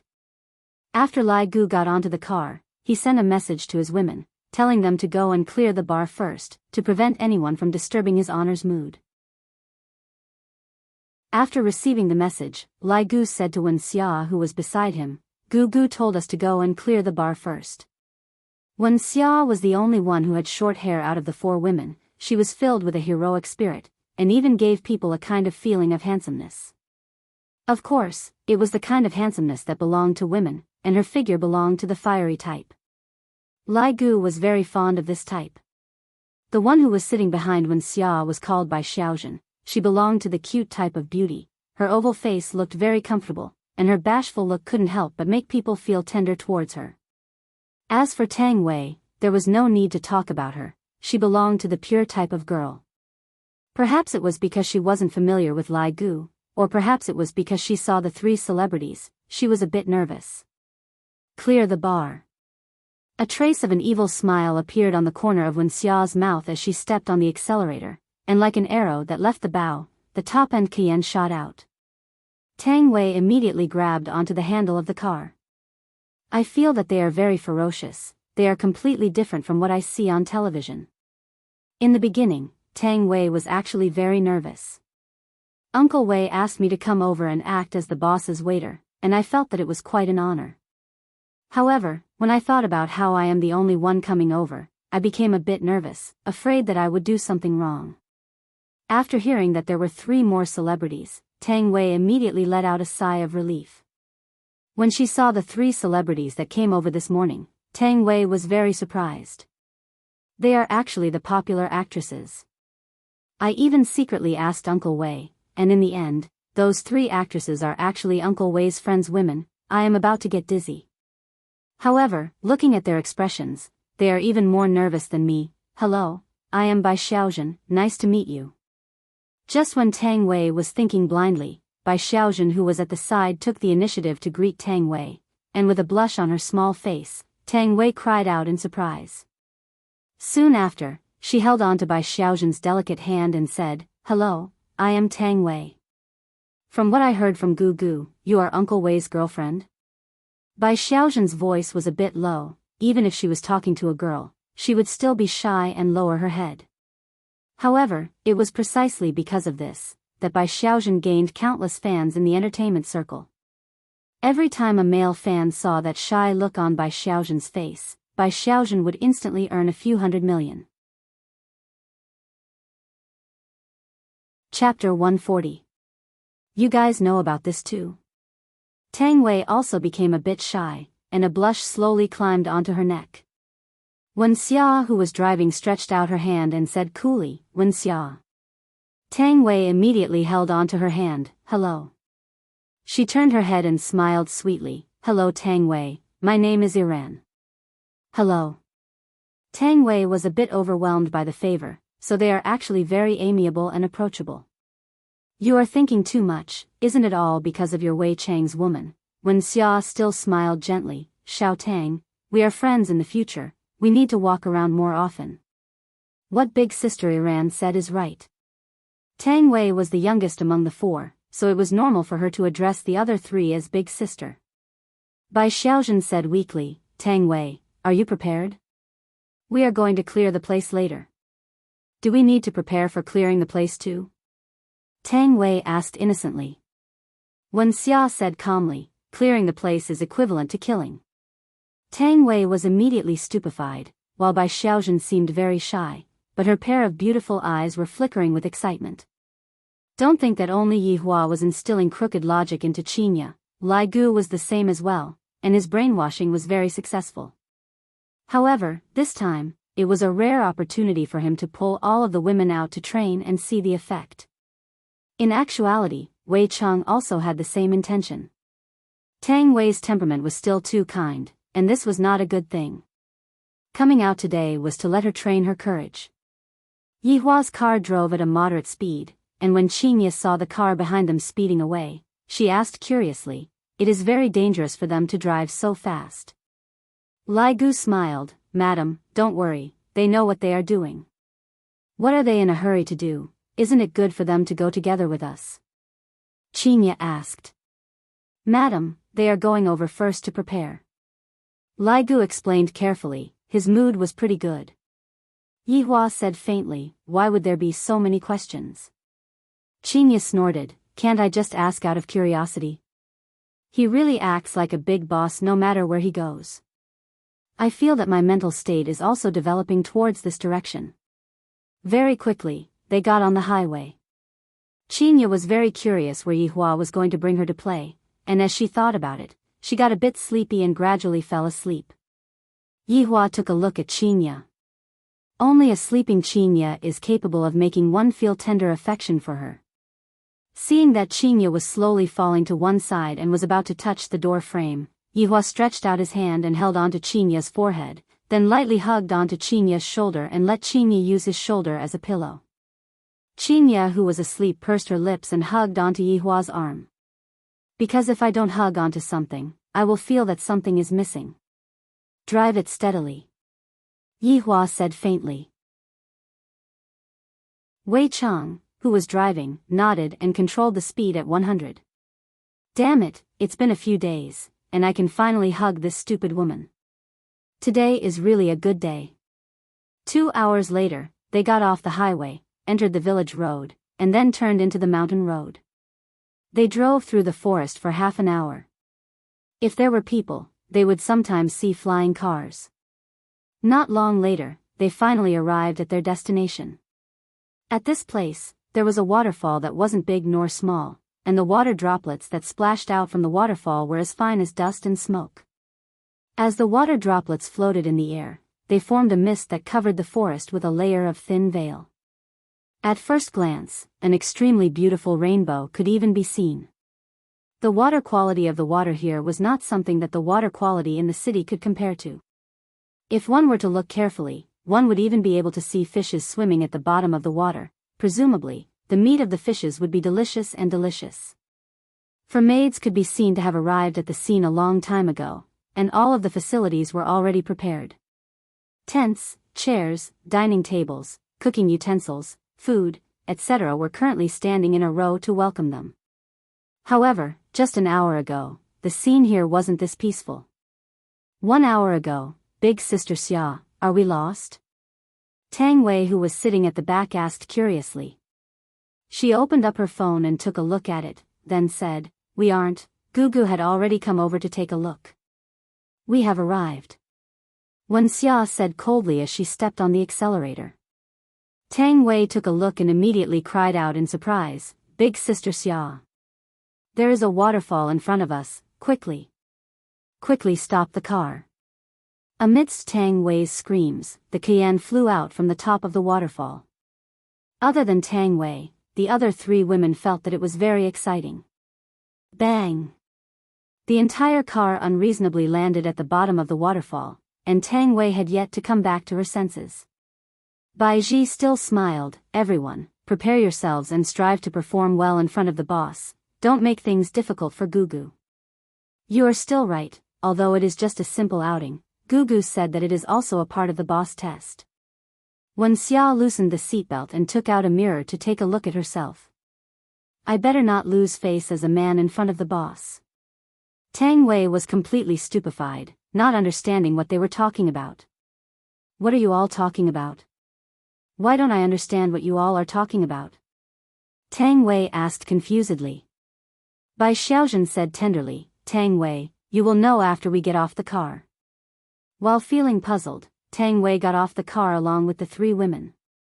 Sizing up the surroundings, "I feel that it is indeed not bad. This is a good place for camping." For such delicate and beautiful women appeared in the depths of the forest, and furthermore, they were dressed so alluringly. All of them were dressed in black lace-made attire, and their long legs were dressed in black stockings, and the stockings were even the kind that had a net on them. On their feet, they were wearing high heels, and their long legs were vividly displayed.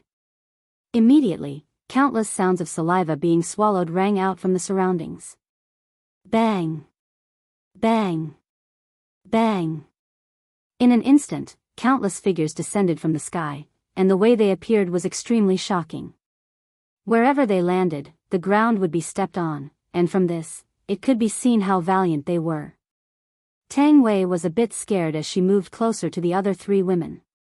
Around 100 people surrounded the 4 women in the center, and all of these people were dressed in different styles. Some were dressed in ancient style, some were dressed in modern style, and there were even some who wore bell-bottoms.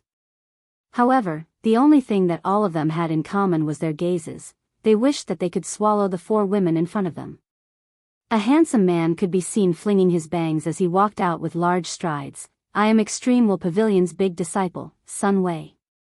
You all, who are you all? Immediately revealed a delicate and weak look as she hugged onto Wen Xia's arm.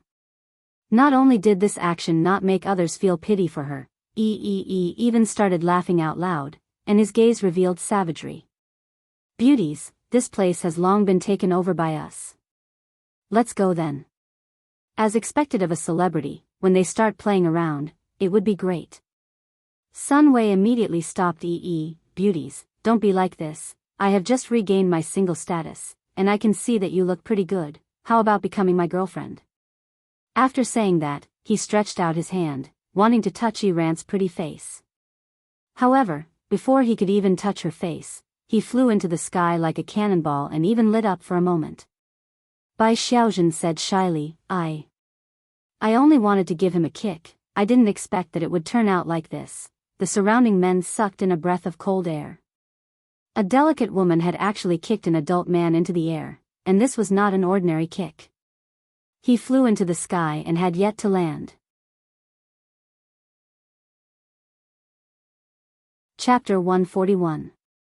She still maintained her weak expression and said indifferently, each of you take one direction, the boss is coming soon, hurry up.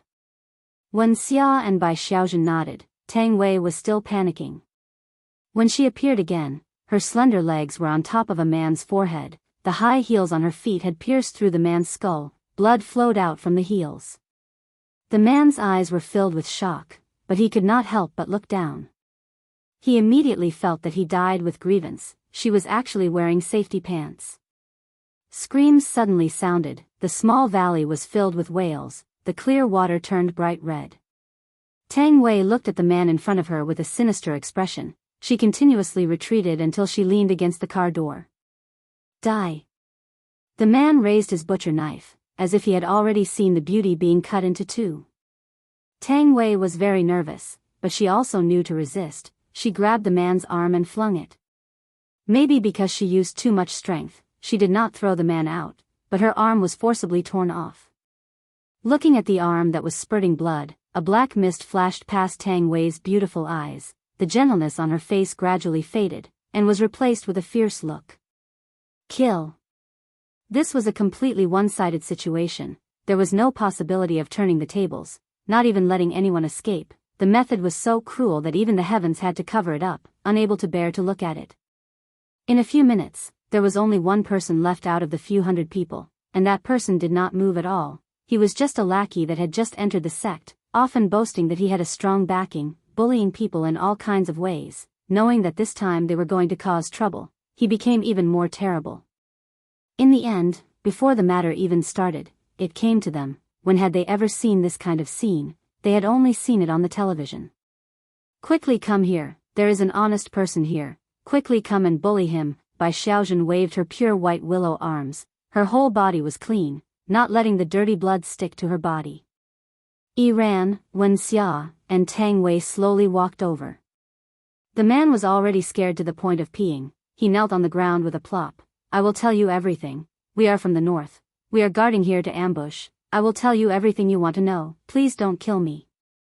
She still walked over slowly, looking down at the man kneeling down. This is not important. Killing you is just to let the boss have some peace. Boss. The man slowly raised his head and looked at the woman in front of him. They actually had a boss. They killed so many people just to let the boss have some peace and quiet. Who was their boss? The man suddenly felt an itch on his neck. After the world spun around him, he saw his body kneeling on the ground. Where did my head go? Where did my head go? Why can't I feel the existence of my hands? No. I don't want to die. After dealing with the last one, he opened the trunk again. Let's split up the work. Don't dirty the boss's eyes. That was the situation an hour ago. Get up. Yihua called out lightly. Sob, sob, sob, Yihua sighed helplessly. However, when Qinya let out such a tender moan, Yihua felt his heart itching. Have we arrived? Qinya opened her hazy beautiful eyes, and suddenly discovered that she was currently hugging onto Yihua. Qinya immediately let go of Yihua. Yihua snorted coldly. What, are you going to let go after hugging me enough? It's not like I wanted to hug you on purpose. Qinya said in a low voice, then opened the door and got off the car, not giving Yihua the chance to flip out. A slight smile appeared on Yihua's face. Your Honor, seems like the madam is still unable to escape from your palms. Wei Chang calmed down and said with a slight smile. Yihua snorted lightly. She will never be able to escape from my palms in this lifetime. Lai Gu quickly took out a small notebook and recorded down His Honor's golden words, then tell them to his women. Wouldn't that make them feel extremely touched? Then, just thinking about all kinds of services made me feel extremely happy. After getting off the car, Yihua smelled a familiar smell of blood. Taking a deep breath, I feel great. Boss. The four women shouted out tenderly. Yihua nodded his head and said faintly, You have done well. Thank you for your praise, boss. The four women slightly bowed their bodies and shouted out. Meanwhile, Qinya was currently playing with rocks not far away. Qinya appeared to be indifferent, but she would observe Yihua from time to time. Seeing Qinya's adorable actions, Yihua walked over. Even the boss is praising you all, not bad. Lai Gu walked forward and hooked onto Bai Xiaozhen's chin. Bai Xiaozhen shyly lowered her head. Wenxia, give me a smile. Lai Gu stretched out his hand and slapped onto Bai Xiaozhen's head. Wenxia, who had been cold the entire time, revealed a bashful look, annoying, haha. While they were whispering sweet nothings to each other, Tang Wei directly threw herself into Wei Chang's embrace. Gently caressing the woman in his arms, Wei Chang said softly, Are you used to it? Yes, it's all right. From an obedient school belle, Tang Wei gradually turned into a female-killing god. The three celebrities were also the same. In the past, they did not even dare to think that they would have such a day. Bad guy training school? Do you want to know about it? Yihua walked to Qinya's side and said faintly, You drooled just now again. Qinya took a glance at Yihua's shoulder. There is nothing there, liar. Don't look, I wiped it off. Humph. Pay attention to your image. With so many subordinates looking at you, you have to act like a wife. Yihua said, then walked towards Wei Chang and the others. Qinya stomped her feet and threw out a small stone. This scoundrel is actually starting to educate me again. Doesn't he know that we are in a cold war? However, what Yihua said was still reasonable. As a madam, she had to act like a madam and not let her subordinates look down on her. I'll give him some face today. After finished speaking, Qinya's aura changed and she slowly walked over. Yihua said to Wei Chang and Lai Gu, Look, as long as I play a few tricks, she will immediately surrender. Your honor is wise and resourceful, subordinate admires you. Wei Chang said fearfully. Seems like in the future, if I encounter any relationship problems, I can look for his honor to resolve them. Your honor is formidable. Lai Gu was filled with admiration. His honor is becoming more and more intelligent. He is no longer as simple-minded as he was in the past. In order to show his authority, Yihua waved his hand towards Qinya. Qinya pouted her mouth, then walked over. Yihua felt very comfortable in his heart. This is just the beginning, that's all. Of course, a barbecue was necessary for camping. All of these things have already been prepared. As the four maids for today, their mission was to take care of everyone's food and drinks. Yihua sat at the side of the water and started fishing. Accompanying him was naturally Wei Chang and Lai Gu. Wei Chang was still alright, but Lai Gu had an impatient look on his face. Because not a single fish took the bait, he was about to explode from anger. Qingye lay on the bench and would occasionally peel some fruits for Yihua. This could be counted as giving Yihua a bit of face to prevent him from throwing a tantrum. Chapter 142. Lai Gu swung his fishing rod again. Boss, my fish isn't coming up. Is it because the bait has expired? You are the one that has expired. Wei Chang teased. Although Qingye didn't say anything, she was still listening at the side. She felt that sometimes, they were like superior and subordinate, and sometimes, they were like friends, and Yihua played the leading role in the middle. She felt that this man had a whole body of secrets that he just didn't want to tell her. A cultivator actually opened a bar in a remote alley, and his subordinates were even working as security guards in the bar. There was even a strange dog at that time, and who knows where it went right now. I reckon that it was stewed by someone. But their actions are too strange.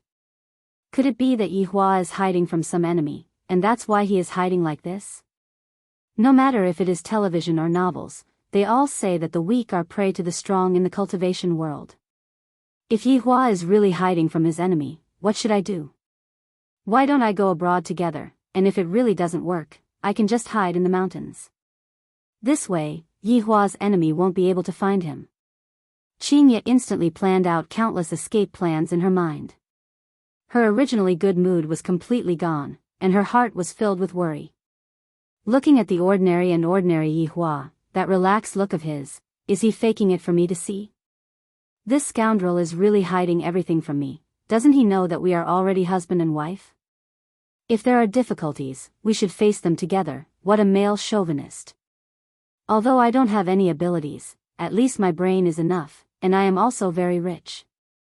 I definitely have enough funds to escape, and I definitely won't starve. Yihua, who was fishing completely, didn't know what Qingye was thinking in her little head. If he knew, he would definitely smack her head. Am I the kind of person who is hiding from my enemy?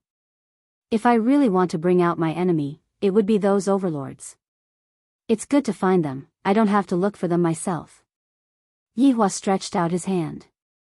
Qingye picked up the orange and placed it in Yihua's hand, then snorted and looked at the other side. Looking at Qingye's angry look, Yihua couldn't understand. The speed at which this woman's face changes is faster than flipping a book. Boss, looking at the situation, I'm afraid that it will break out from the ground tonight. Wei Chang placed the fish that he caught into the bucket and said lightly. Yihua nodded his head, he didn't put it in his heart at all. Lai Gu didn't have the mood to fish at all and said softly, Boss, let me go and do something. If your balls are in pain, then go and find your woman. Yihua silently lit up a stick of cigarette. Understood. Lai Gu immediately put down the fishing rod in his hand, then turned around and walked towards his woman. After that, he pulled Wen Xia, who had a bashful look, and ran into the forest. Meanwhile, Tang Wei, who was chopping vegetables, had a look of curiosity on her face. Qingye snorted coldly. What kind of subordinate will have what kind of boss? Since subordinates are frivolous by nature, the boss will definitely not be any better. Thinking back to the time when I met Yihua just now, he was flirting with a good girl. Boss, are we really not going to do anything this time? Wei Chang asked curiously. Yihua took a puff of his cigarette and stared at the water. Do you still remember the question that I asked you yesterday? Problem? That subordinate of yours. Yihua reminded. Wei Chang recalled what his honor meant, but he still didn't understand what his honor meant. Your subordinate is slow-witted. Flicking away the cigarette ash, Yihua said calmly, according to the words of the humans, we are not part of their circle. However, it is different now, we have their people. Boss, you're talking about that woman? Wei Chang's eyes lit up. If that woman didn't appear, the two of you would have gone to play today. However, I have changed my mind. Wei Chang still didn't quite understand and was very confused. Yihua continued, sometimes, humans will be unscrupulous in order to achieve their goals. Even if it means ruining a woman's innocence and making her wish that she was dead, if I were to make use of that woman, I would be able to pick up a butcher's knife and kill my own kind. How interesting would that be? Wei Chang finally understood and said in submission, "Boss is brilliant." Remember back then, how many humans were abandoned by their companions? If I had taken them in back then, they would have become a sharp sword. However, it is a pity that back then, I was too foolish, and the consequences were even more devastating. Speaking up to here, Yihua's voice became gloomy. Your Honor. We are also at fault, don't push all of the responsibility onto yourselves. As your boss, not being able to look at the big picture is a failure. Yihua let out a breath. After being a human for 5 years, only then did I understand what is called looking at the big picture. Thinking back to everything that happened in the past, I feel that I am just like a child playing house, very childish. Killing countless people is nothing more than silently killing people. Those Supremes had indeed taught him a lesson. Wei Chang, this world is not that simple. Just treat it as a practice, so that in the future, you will be able to continue conquering the world with me. Subordinate understands. A trace of bloodthirstiness flashed past Wei Chang's eyes, and a scene had already appeared in his mind. His honor was standing in the center position, and behind him were the 7 sins from back then, and beneath his feet were all human skeletons. Have your little skeleton make preparations. Whether or not that female sect leader will be able to change sides will depend on him. Yihua flicked away the cigarette but that was in his hand, then drew an arc in the air and landed on the surface of the water. Yes. Qinya pursed her sexy cherry lips. These two fellows are actually whispering to each other and acting so sneakily, they definitely don't have any good intentions. What kind of words can't be said in front of me? This is infuriating. Boss, the meat is already roasted. Tang Wei shouted out. Qinya, go and bring the meat over. Yihua shouted out. Not going. Yo, watch how I am going to take care of you tonight. Unexpectedly, Qinya went back into the tent while panting with rage. Yihua stood up and decided that there was no need to wait until night time. I am going to go and teach her a lesson right now on how to be a wife.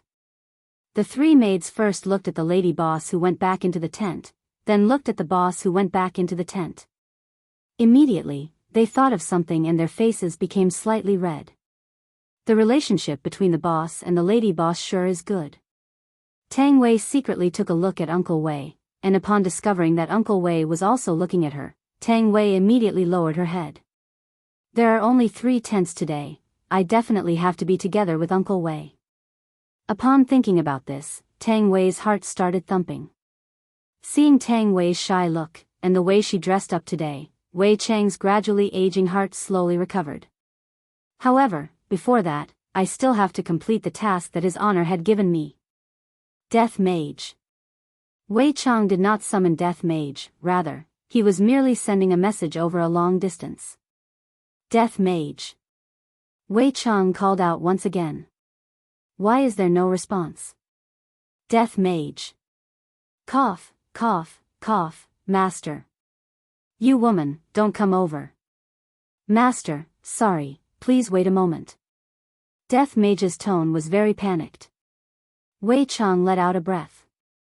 After quite a while, Death Mage replied, Master, I have knocked that woman unconscious, no one will disturb our conversation anymore. Ah. Who allowed you to knock her unconscious? Wei Chang was puzzled, and soon after, he was greatly startled. Master? His honor gave you a new task. Wei Chang said gravely. Death Mage's eyes flickered with red light. His honor finally gave me a task. It is definitely that kind of bloody and violent task. Subordinate will not hesitate to risk my life. Very good. His honor's task is to make that human woman fall madly in love with you. Wei Chang felt that this was exactly what his honor meant. Chapter 143. Since you don't speak, I'll take it that you agree. There's a chance today. Take it. Wei Chang cut off the connection. On the other side, Death Mage had a stupefied look on his face as he looked at the woman who had fainted. Make her fall in love with me? Perhaps it was possible to turn her into a skeleton. After all, she was a bit ugly and not as good-looking as a skeleton. She was also uncomfortable to the touch because she was too fleshy and not hard enough. In the tent. Seeing that Yihua walked in, Qingye said coldly, "Don't come in, get out." Yihua directly sat down and said faintly, "This is my tent, why can't I come in?" Seeing that Qingye was about to stand up and leave, Yihua said unhurriedly, "The other two tents belong to Wei Chang and Lai Gu. You are shameless." Qingye scolded, and her small fists immediately punched towards Yizichen. Meanwhile, Yihua grabbed onto Qingye's wrist. "Other than here, you can't go anywhere else." "I'm going back." "Go back. The road is full of trees, and I'm afraid it will be dark before you can walk out of here. There are many wild beasts in this wilderness." Qingye glared at him and said angrily, "You schemed against me." Yihua did not speak and slowly laid down. Meanwhile, Qingye snorted and laid on the other side of the bed. After a while, Yihua said faintly, "I allow you to come over." This sentence of Yihua's caused Qingye to be angered to the point of laughing. To even allow it, he is simply a narcissist. "Aren't you going to come closer?" "Forget it, there are plenty of women I want to rely on." "You dare." Qingye sat up and glared at Yihua. Meanwhile, a trace of a smile appeared on the corner of Yihua's mouth. Qingye immediately felt that she had been fooled. I knew that he didn't have any good intentions. "Humph, you can sleep by yourself." How could Yihua let Qingye off so easily? Yihua stretched out his hand and hugged onto Qingye. Qingye cried out in surprise and fell into Yihua's embrace. "What are you doing? What do you think I'm doing? You are shameless." Qingye's face immediately became red. "There are still people outside." Yihua snorted coldly, "I never had a face in the past. To think that you are still the supreme overlord, you just like to act cool in front of me," Qingye snorted. In actuality, in her heart, she was very happy. In the end, isn't it still you who took the initiative to ask for peace? Pa Yihua patted lightly. "You spanked me. Who asked you to be disobedient?" Yihua said coldly. Right now, it was time for Yihua to be taught a lesson. Who knew that Qingye would not be afraid of Yihua? Raising her arm, Qingye slapped Yihua's butt. Yihua was completely stupefied. Meanwhile, when Qingye saw Yihua's current appearance, she immediately cowered and did not dare to look straight at Yihua. "Do you know what you did just now?" Yihua said gravely. Qingye lowered her head and said softly, "I don't know." "Admit your mistake. Do you believe that I won't smack your butt into mush?" Yihua said fiercely, and his hand was already raised high into the air. Qingye was startled, then immediately became terrified. I was wrong. Why are you so petty? Didn't I just spank your butt once? You have already spanked me so many times." Yihua laughed in his heart. "Qingye, how can you be a match for me?" While hugging onto the woman in his embrace, Yihua said faintly, "Do you know that you were wrong for the past few days?" "Humph." He raised his hand. "I was wrong." Yihua was very satisfied. "Do you dare to do it again next time?" Qingye bit onto her lips. "This is also because I don't have the strength, otherwise, would have spanked your butt until it becomes swollen. I don't dare to do it again." Qingye said pitifully. After pausing for a moment, Yihua asked gravely, "Doll, how did you come here? Where did you put my doll?" Upon thinking about this matter, Qingye sent her little fist towards Yihua. "I burned it." "Doll, even if you burn one of me, there are still thousands and thousands of me." Qingye said petulantly, "What are you doing? It's free, it's very cute. It deserves to die for sleeping with my woman. Go to hell." Qingye was amused by Yihua. As expected of a jealous king in the cultivation world. However, Qingye liked this kind of Yihua. Within being overbearing, there was a trace of doting. just like those overbearing CEOs that I read when I was in school. Are we going to quarrel again next time? Yihua asked. Not quarrel anymore. What if we quarrel? It's all my fault. What if it's all my fault? Then it's definitely my fault first. Yihua really wanted to record these words down, then flaunt it once and see how I, the supreme overlord, teach women. I wonder where those men who are afraid of their wives come from. Without any effort, Qinya admitted defeat. However, in Qinya's heart, it was Yihua who admitted defeat first, and I gave him face and gave him a way out. Suddenly, Yihua pressed Qinya down onto his body. Qinya looked at Yihua dumbfoundedly. Meanwhile, Yihua couldn't help but kiss onto Qinya, expressing that he had wanted to kiss her for a long time. This woman is making me more and more infatuated with her. After a long time, the two separated from each other, and Qinya said coquettishly, You liar. Liar? Feign ignorance. I don't know who said it, but I won't touch the same woman twice. Qinya imitated Yihua's tone and said weirdly. Yihua went into a slight daze, then said faintly, I will lie to whoever I want to lie to. Shameless. No credibility. Big liar. Woo. However, right now, not only was Yihua enjoying the kiss, he even stretched his hand onto Qinya's body. This caused Qinya to immediately push Yihua away, then ran out with a red face. Looking at Qinya who ran away, Yihua pursed his lips. We are already an old couple, why are you still being shy? However, when the people outside saw the lady boss running out with a red face, she had a look of as expected on her face. Wei Chang's reverence towards his honor rose to another level. However, Lai Gu had yet to return. At the same time, there was another woman who was about to go crazy. At an old residential area in Longban City, this place was basically rented out to the public. After Sun Fang came down from the mountain, she conveniently stayed at this place. Right now, Sun Fang was sitting on the sofa with a long sword in her hand. Looking at Death Mage who was playing games, she gasped for breath. Don't misunderstand, I am tired from fighting. Even now, I still remember that when I woke up in the morning, I saw that face the moment I opened my eyes. Without saying anything, I immediately started fighting, and in the end, I discovered that my spiritual energy was sealed. For the sake of revenge, I followed him wherever he went. I used all kinds of sneak attacks, all kinds of stabs, and even poisoned him with arsenic. In the end, this skeleton was immune to all kinds of poisons, his bones were extremely hard, and even his shoulders were sore. Furthermore, for the sake of revenge, I didn't hesitate to let him stay at this place. How could I possibly sleep under the bridge like him? Furthermore, for the sake of making him not leave and taking the opportunity to take revenge, I even topped up my money to play games, and even bought cigars for him.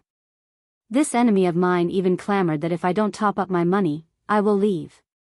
Bayubiubiu, hearing the sound of fishing, Sun Fang powerlessly leaned onto the sofa. My enemy is right in front of me, yet I am actually powerless to do anything. Just how am I supposed to kill this skeleton? Can I stew it? Waiting online. Chapter 144. GGG, Imperial Translation, it's time to top up. Death Mage picked up his phone and knocked on the screen. On the screen, it showed that his balance was not enough. Sun Fang was about to collapse. 2 hours ago, she had given him 500 yuan.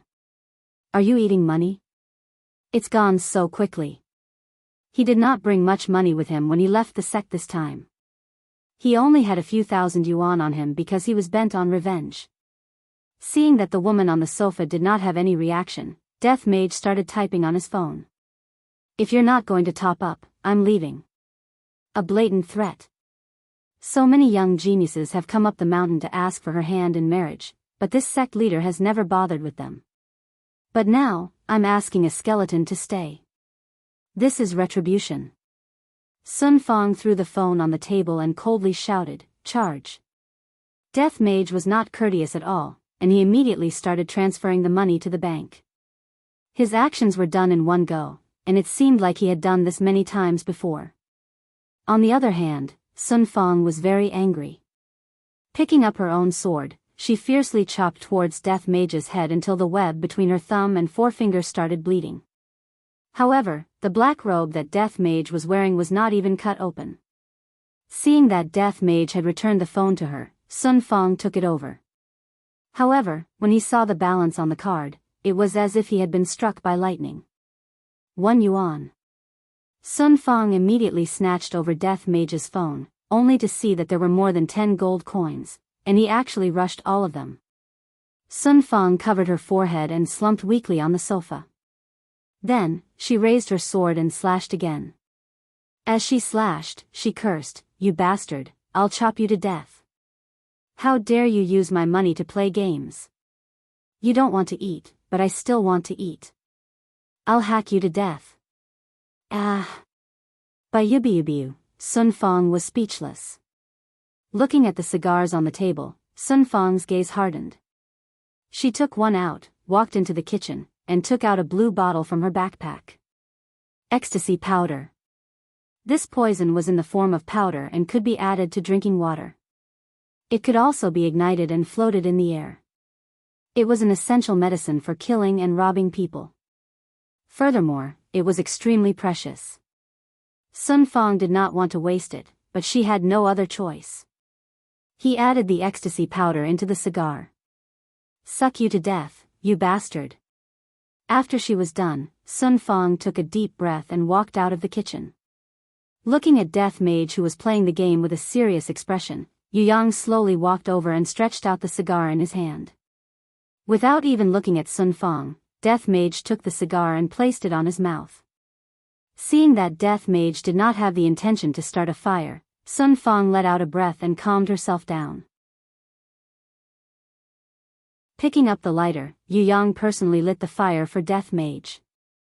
The southern girl was actually reduced to lighting a fire for a skeleton. She really wanted to die. But he was about to die. Death Mage took a deep breath. Smoke had yet to come out from his mouth, but his body was already smoking. Sun Fang's gaze congealed. Looking at the drifting smoke, she seemed to have thought of something, and immediately covered her nose and ran towards the window. Fiercely opening the window, Sun Fang took a deep breath. She was so angry that she became muddle-headed. GGG, Imperial Translation, how fragrant. Cough cough cough. Sun Fang leaned against the window and coughed violently. She even coughed up blood. Death Mage played around and smoked whatever he wanted to, but he was completely fine. On the other hand, Death Mage himself was poisoned. Before he could take his revenge, he would die in front of his enemy. Most importantly, he had poisoned himself to death. Heavens! What did I, Sun Fang, do wrong to make you treat me like this? Death Mage took a look at the woman who was leaning against the window and thought to himself, this woman is too stingy. Didn't I just use a few coins from you? Just because of this, he wanted to commit suicide. Sun Fang turned around and glared at Death Mage. Even if I'm going to die, I'm going to turn into a ghost and kill him. Death Mage sighed powerlessly, then shot out a black fog from his bony finger into Sun Fang's body. Sun Fang laughed coldly. You don't need to do anything. This sect leader is going to die too. However, I won't let you off in this lifetime. At the moment of death, Sun Fang suddenly felt that her breathing was smooth. Her feet were no longer numb, and her hands were no longer sore. She could climb several floors in one breath. Why? Why must even death be exploited? Sun Fang threw herself on the sofa and cried loudly, looking so wronged and helpless. By Yubiubiu, there was nothing more important than fishing in this world. Beside the waterfall, Lai Gu had yet to return. Chinya's little face was blushing red as she threw the small stones, scaring the little fishes underwater to the point that they started swimming in all directions. This woman is so terrifying. Sneaking a glance at Yi Hua, she discovered that Yi Hua was also looking at her, and her heart started beating wildly. This scoundrel, everything that he said in the past were all lies, and right now, he actually dares to make a move on me, damn scoundrel.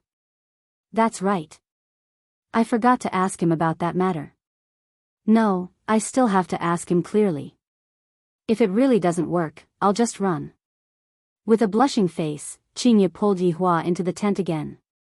The few people outside the tent went into a daze. The lady boss's desire is really not satisfied. Seeing that Qinya was so anxious, Yihua smiled lightly. What? It is not even night time yet, and you are already impatient?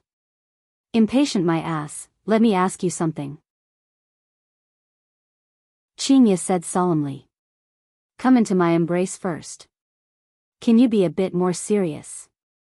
I like the feeling of hugging you. Qinya went into a daze. Did this man become enlightened recently? He knows how to make me happy now. However, being able to hear what Yihua said, Qinya still felt sweet in her heart. She shifted her body and leaned into Yihua's embrace. Meanwhile, Yihua lightly hugged the woman in his embrace and caressed her beautiful hair, feeling very comfortable. Didn't you say that you are going to take wedding photos? You choose a date. Yihua said faintly. Qinya smiled, her smile was exceptionally beautiful, and said tenderly, then, you better not regret it. Do I look like someone who will regret it? Bragging again. Yihua stretched out his hand and flicked Qinya's forehead. Why did you hit me again? I like it. Qinya rubbed onto her forehead and said earnestly, I have something to ask you. Speak. Are you being chased? Qinya sat up and looked at Yihua nervously. Meanwhile, Yihua was also stupefied by Qinya's question. I, the Supreme Overlord, am being chased? What a huge joke. However, looking at Qinya's nervous expression, Yihua decided to tease this foolish woman. Suddenly, Yihua's expression became downcast. Looking at Yihua's expression, Qinya knew that she guessed correctly. Yihua, don't scare me. Yihua let out a heavy sigh. Qinya, it is still not too late for you to leave now. Hearing what Yihua said, Qinya's beautiful eyes immediately turned red, and she hugged onto Yihua's waist. I don't want to. GGG. I, the Supreme Overlord, am able to see through your heart with just a little bit of tricks. Properly give birth to the child. Yihua said gravely. Qinya sobbed uncontrollably. Yihua, let's run. I will go and sell the company, that money is more than enough for us to use. Yihua was slightly startled. I know that the company is very important to Qinya, and right now, Qinya is actually willing to sell the company for me.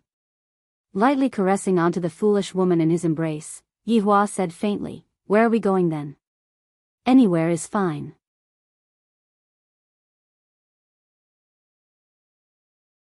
Chapter 145. Qinya was anxious, then what should we do?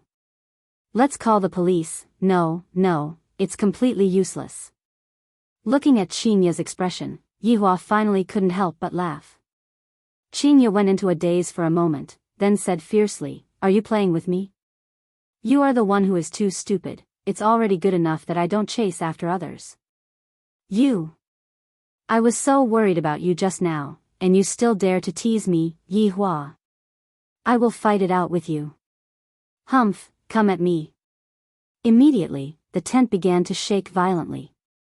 The people outside were all stupefied. This is too passionate, right? However, Lai Gu still hasn't returned. At this very moment, at a place 10 kilometers away from the waterfall, there was a place surrounded by green trees, birds were chirping, and flowers were fragrant. It was a pretty good utopia, but the precondition was that there was no one around. Although it looked like there was no one around, if one were to carefully sense it, the surroundings were filled with people, and they were just using a special technique to conceal themselves. In the cave at the side, a few big shots were gathered together. Their expressions were stern, and they were discussing something. That's right. They are the people from the north, and they are here to snatch something. Among them, there was an old face, Tang Wushuang. What was worth noting was that beside Tang Wushuang, there was a handsome man who had an imposing appearance, and he faintly gave off the aura of a person in a high position. He was the northern hidden aristocratic family, Yi Shao. Everyone present was very respectful towards him, and they didn't dare to offend him. The other 3 people were from sects with strength in the north. Supreme Intent Pavilion Master, Feng Summer Lane Master, Shuzhenhai Phoenix King Pavilion Master, Man Kai. Although these powers weren't the full strength of the north, they were still a sharp sword that pierced the enemy's heart at the crucial moment. Yi family head, since you are here this time, I reckon that you will be able to get twice the result with half the effort. Supreme Intent Pavilion Master He Feng said with a smile. This person was rather skinny, and he looked a bit wretched. Yi Xiao swept his gaze across everyone and said, I am here because of Brother Tang's invitation. A single sentence caused the 3 big shots to hold back. Hidden aristocratic families are indeed awesome, aren't they? They still want to keep the ancient godly item for themselves, but they are too embarrassed to show themselves. If the other hidden aristocratic families were to find out, they would incur the wrath of the public and be attacked by the public. Big Brother Yi, I am afraid. Tang Wushuang cupped his hands and said with a smile. To be able to invite Yi Xiao, it could be said that Tang Wushuang had put in a lot of effort, and the price he had to pay was to rely on Yi clan in the future. However, as long as he could obtain an ancient godly item, who could tell what would happen in the future? Yi Xiao patted on Tang Wushuang's shoulder. When the time comes, just leave the opponent's experts to me. As for the ancient godly item, you must definitely get your hands on it. We can't let the southerners take it. Don't worry, Big Brother Yi. I will do my best. The owner of Summer Lane, Xu Zhenhai, was a big fatty. His face was oily and shiny, and he looked like a pig. This was the most appropriate description. To be on the safe side, I've also called for backup. Xu Zhenhai clapped his hands. Yi Xiao saw a black figure walk in from outside the cave, and an oppressive feeling assaulted him. He could not help but frown, and 2 words appeared in his mind. An expert. This person was wearing a black cloak. That's right. He was the man from the arcade. The Phoenix King Pavilion Master smiled. Everyone sure is cautious. Yi Xiao's expression quickly darkened. Let me introduce. Xu Zhenhai's chin trembled, and his pair of eyes were about to sink into his flesh. The cloaked man snorted, No need, I am called Emperor Tsang. Such arrogant words. Yi Xiao's eyes narrowed. I hate this kind of man who likes to act cool the most. To think that he would even dare to act cool in front of me, especially when his name has the word Emperor in it. Emperor Tsang's pitch-black eyes immediately looked towards Yi Xiao. Yi Xiao snorted. If you want to play, I will play with you. They looked at each other. Don't look down on this kind of looking at each other. There was a lot to pay attention to. Because when the 2 of them were releasing their aura, the one who was weaker would definitely move his gaze first. However, 1 minute later, the 2 of them seemed to be evenly matched. If they were to continue competing, it might cause a commotion, and it wouldn't be good if they were discovered by others. The 2 of them seemed to have come to an agreement, and they retracted their gaze at the same time. Emperor Tsang didn't expect that these people would be able to invite such external help. The strength of the external help is not bad, but it will disrupt my plans. Brother Tang, since it's like this, I will be leaving first. Yi Xiao said faintly, then turned around and left. In actuality, coming here this time was a very big risk. If the other aristocratic families were to find out about this, the consequences would be unthinkable. Right now, I just happen to have an excuse to leave, just that I lack the strength of Tang family. Forget it, compared to Tang family's vote, Yi family itself is the most important. Big Brother Yi. Tang Wushuang didn't want Yi Xiao to leave just like that. With Yi Xiao around, the chances of me snatching the ancient godly item would be higher. If Yi Xiao was determined to leave, no one would be able to make him stay. On the other hand, Xu Zhenhai was smiling to the point that his eyes couldn't be seen. With Yi Xiao leaving, things will be much easier to deal with. Tang Wushuang's expression was extremely bad. I won't let them take advantage of me. After snorting coldly, Tang Wushuang left as well. Before the battle even started, 2 of the North's great generals had already left. This could only mean that they weren't united, or that it was because of Emperor Tsang's arrival. Everyone, let's talk about the plan. Emperor Tsang looked at the three people in front of him and said with a smile. On the surface, I was invited over by Xu Zhenhai, but in private, I have already reached an agreement with Yifeng and Man Kai, just that they didn't know about it. Especially this fatty, the other two are much smarter than you. Man Kai kept his smile and said gravely, this time, there is only us from the north, the others did not make a move. After all, almost all of the South's powers are here, and the South's aristocratic families might even be secretly protecting us, not to mention those mysterious existences from the South. Last time, we let Xiao Yi take advantage of us. This time, when we went to invite him over, he went into closed-door training. Xu Zhenhai snorted coldly. Yifeng shook his sleeves. He already has a Xianyuan sword. If he were to come and snatch the ancient godly item from us, then he would be the one who doesn't know what's good for him. Emperor Tsang didn't say anything and closed his eyes to listen. After a long while, Emperor Tsang slowly said, when the ancient godly item is unearthed, the South will definitely be the first to snatch the ancient godly item. Xu Zhenhai laughed loudly. What Emperor Tsang said is right. When the ancient godly item is unearthed, the South will definitely be the first to snatch the ancient godly item. Yifeng and Man Kai laughed but didn't say anything. You are still counting the money after being sold. Looking at the three idiots, Emperor Tsang revealed out a trace of an evil smile. Report. A disciple from Extreme Will Pavilion could be seen running over quickly. Pavilion Master, we can't get in touch with a team that was arranged 10 miles away. Yifeng's gaze became serious. I will go and take a look. Wait. Emperor Tsang said. Yifeng looked at Emperor Tsang suspiciously. The war is imminent, don't create unnecessary problems. If we were to fall into the enemy's trap, it would be bad. Just send someone over to take a look. Yifeng heaved a sigh of relief, then immediately gave the order. Thinking about it, he felt a lingering fear. If they had gone over rashly just now and fallen into the enemy's trap, then it would be over.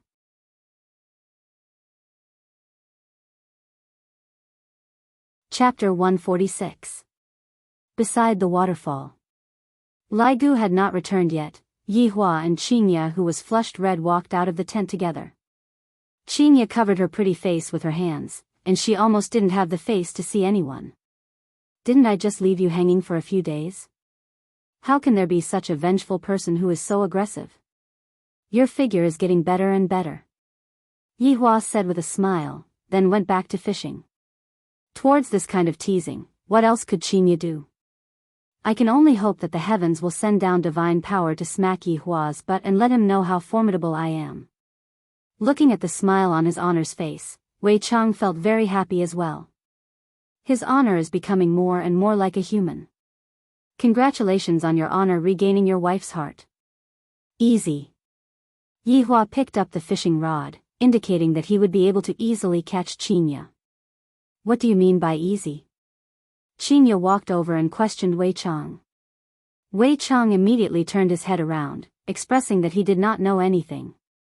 Yi Hua tossed out his fishing rod and snorted, I said that fishing is easy. Qingya took a look at the bucket beside Yi Hua. It was really a piece of cake. I don't believe that no fish will take the bait. Not only was Lai Gu unable to catch any fishes, Yi Hua, who was his honor, was also the same. However, Yi Hua was still able to sit still. Looking at Wei Chang, there were countless small fishes and a few big fishes. Give me the fishing rod. Qingya shouted out. The people at the back immediately sent fishing rods. He skillfully hooked up the bait and cast the fishing rod. What are you looking at? Haven't you seen me fishing before? Qingya rolled her eyes at Yi Hua. Bibi? Let's compete then, what are we betting on? Qingya was in a good mood and said tenderly. Speak. That's good. The loser has to buy breakfast for a week. Qingya raised her chin and said confidently. All right. This stupid woman still wants to win. Doesn't she know that if I, the Supreme Overlord, want to win is actually very simple? All I have to do is to slightly move my hands and feet. The corner of Wei Chang's mouth rose. His honor is even going to cheat in a bet with the madam, so he will definitely win. No, wait. He could cheat in his bet with Tang Bingyao and easily win the prize. His honor is truly brilliant. Every single action of his honor is able to benefit me greatly, and every single word of his honor contains all kinds of profound principles. His honor is becoming more and more powerful. After a long while. I'm not fishing anymore. You cheated. Qingye snorted. A loss is a loss. Yihua said faintly. Qingye said petulantly, next time when you cheat, can you not be so exaggerated? You have to understand balance. Equilibrium. That's right, look at the inside of your bucket. You have been fishing for the entire morning and there is still not a single fish in your bucket. On the other hand, after fishing with me for half an hour, my bucket was completely filled. This cheating is way too obvious. If you were to control the number of fish that we have together, in the end, you would be able to win with a small advantage. At that time, no one would know that you were cheating. You are so stupid. Qingye stretched out her finger and poked Yihua's forehead. Logically speaking, Yihua would definitely fly into a rage. However, he didn't, because Yihua had figured out a problem.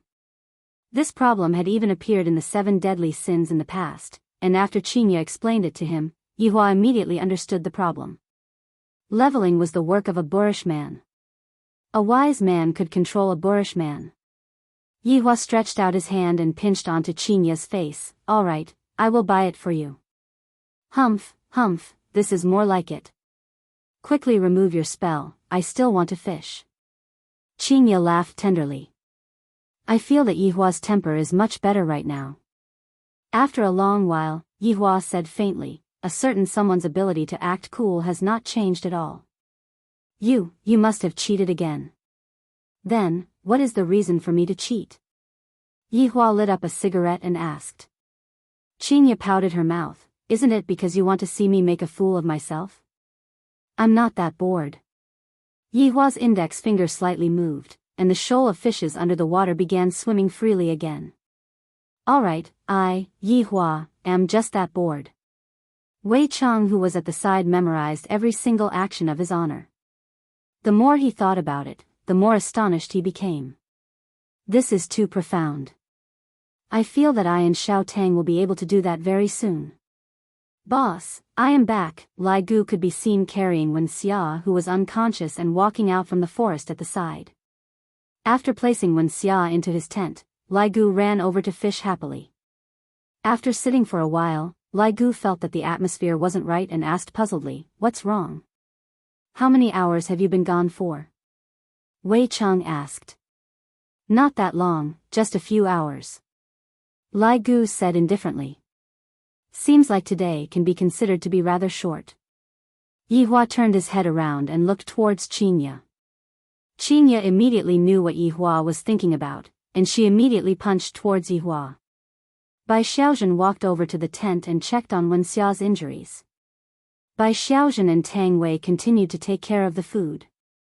Xiao Tang, you take care of this place first, I will be back very soon. Yihua said gravely. Alright, Sister Iran. After saying that, Yihua disappeared, because she felt that there were some small fries that came over to disturb the boss's rest. A few minutes later, Yihua came back, and not even a strand of his hair floated out. Yihua and the others naturally felt that Yihua came back, and he said to Lai Gu and Wei Cheng, both of you did well. Thank you for your praise, boss. Thank you for your praise, boss. Qingye was confused. I don't understand what they are talking about. Is this a code word? The sky gradually darkened, and everyone sat on the chairs and began enjoying the delicacies. Meanwhile, Yihua stood up and raised his wine cup. Everyone didn't dare to be negligent and immediately stood up. Of course, this included the 4 maids as well. Among them, Wen Xia was extremely shy. The redness on her face had yet to fade away. Yihua said faintly, it has been a long time since I came out. I am very happy this time. Cheers. Boss being happy is our happiness. Other than Qingye, everyone shouted out in unison. This made Qinya feel like she was an outsider. After sitting down, Yihua said to Qinya, "Weren't you curious about the so-called cultivation world? Today, I will let you take a look." Without waiting for Qinya to reply, Yihua waved his hand, and a light blue halo appeared above the dining table. Just like a holographic image, many people appeared in the holographic image, and every single one of them had an excited expression on their face. Yihua said faintly, "Everyone, let's eat while watching." Qinya stared at the holographic image without blinking, completely unable to care about eating. Yihua didn't stop her. It is time for Qinya to come into contact with the cultivation world. However, I have to do it slowly. I'm afraid that she won't be able to accept it. However, other than Qinya, Tang Wei was also attracted by the holographic image. Those three celebrities were still alright, they were eating while watching. As for Yihua, Wei Chang, and Lai Gu, they didn't really care about the holographic image. Perhaps, the three of them would only take a look at the holographic image when the little skeleton appears.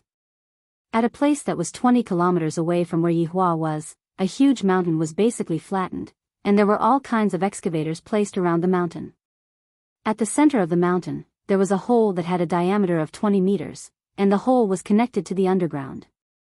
Standing at the side of the hole were Wang Debao, Zhua Xinran, Ji Anyun, Guang Tianlu, Hai Daisi, Che Zhishuan, Yang Yi, Gu Zheng, and Cloud Sec's new sect master, Sun Yi. She was Sun Fang's junior sister. What they wanted was only the ancient godly item, and they didn't have any thoughts about those treasures. "It's out! It's out! It's out!" The people inside the hole could be heard letting out excited cheers, and at this moment, everyone's heart was in their throats. What is the ancient godly item that appeared this time? Sword? Armor? And it's even an artifact.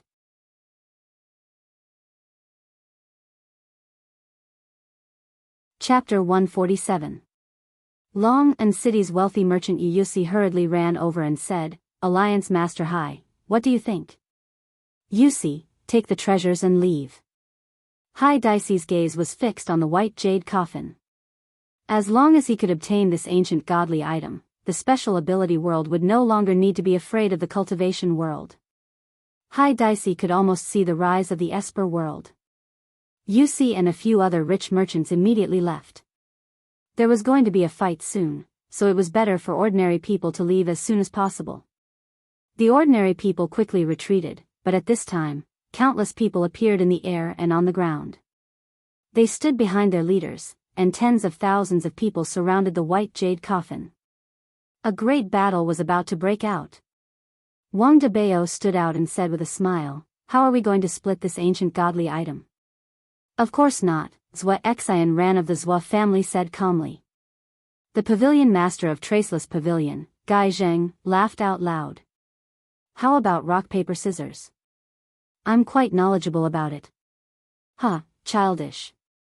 I know a new way to play Fight the Landlord. Why don't we have a showdown to prevent blood from flowing like a river?" Dry Zen Sec's Che Zhishuan shouted. Cloud Sec's new sect master, Sun Yi, said with a tender voice, "Everyone, please calm down. I feel that all ancient godly items have their own consciousness, and they will definitely choose their own master." Ji Anyun of the Ji family adjusted his glasses and sneered, "What right does a woman who has slept with all the elders have to speak?" Sun Yi's gaze turned cold. "Watch your mouth." The Guang clan's clan head, Guang Tianlu, who had been silent all this while, said indifferently, "If you don't sleep with the elders, would you be able to ascend to the position so quickly?" "How dare you! Our sect master is not someone you can slander." Cloud Sec's disciples shouted loudly, all of them drawing their swords. Sun Yi smiled faintly and said, "There's no proof for your words. It seems like my Cloud sect has something to say. In that case, we can only fight with our true strength." Wang Debao spread out his hands, "Let's fight then. Fight until there is only one clan left, and the ancient godly item will be his." The few big shots nodded their heads. How could there be no bloodshed when snatching an ancient godly item? Just as the few parties were preparing to start fighting, a lump of black void appeared in the middle of the battlefield. Death Mage could be seen walking out with a scythe in his hand and a cigar in his mouth. There was also a woman hugging onto him. Everyone present was dumbfounded. Sun Fang, who was in Death Mage's embrace, was also stupefied. 1 minute ago. In the rented apartment. Death Mage had already charged his phone fully, just in case his phone ran out of battery while he was playing. He did not want to top up his balance for the time being. The cigar had also been prepared, it was time to set off. But before he left, he still had to ask Baidu how to make a woman fall madly in love with a skeleton. However, the search failed. Let's replace the skeleton with a man. As expected, a lot of answers appeared, and Death Mage felt that none of them were suitable for him. He had to have meat first. A hero saving a damsel in distress? She is too ugly, subtly showing off to win the heart of a beauty. This could be considered. GGG, Imperial Translation, ugly woman, I'm bringing you out to show off. Sun Fang was so tired from crying that she fell asleep. She opened her red and swollen eyes and immediately got up to attack. Even Sun Fang, who possessed spiritual power, was not Death Mage's opponent, let alone Sun Fang, who did not possess any spiritual power. Reaching out, he summoned Dark Void and stepped inside. That's what happened a minute ago. The southern girl's eyes were red as she leaned against a skeleton, and her hands seemed to be beating the skeleton's chest. How could such a scene not cause one's imagination to run wild? The tens of thousands of people who were present immediately started whispering to each other. TSK, TSK, TSK, this Cloud sect master sure is licentious, she really did it with a skeleton. Does the skeleton even have one? Look at that girl, she even started crying. The big one was done by the skeleton, and the small one was done by the elder. So this Cloud sect is a den of lust. That's right, I originally thought that sect master Sun was framed, but from the looks of it, her taste is indeed unique. Humph, what do you all know? This is called bone-hugging legs. Do you know who this black robe is? The black robe that is fighting against Xiao Yi. Otherwise, do you think that Sun Fang would serve him?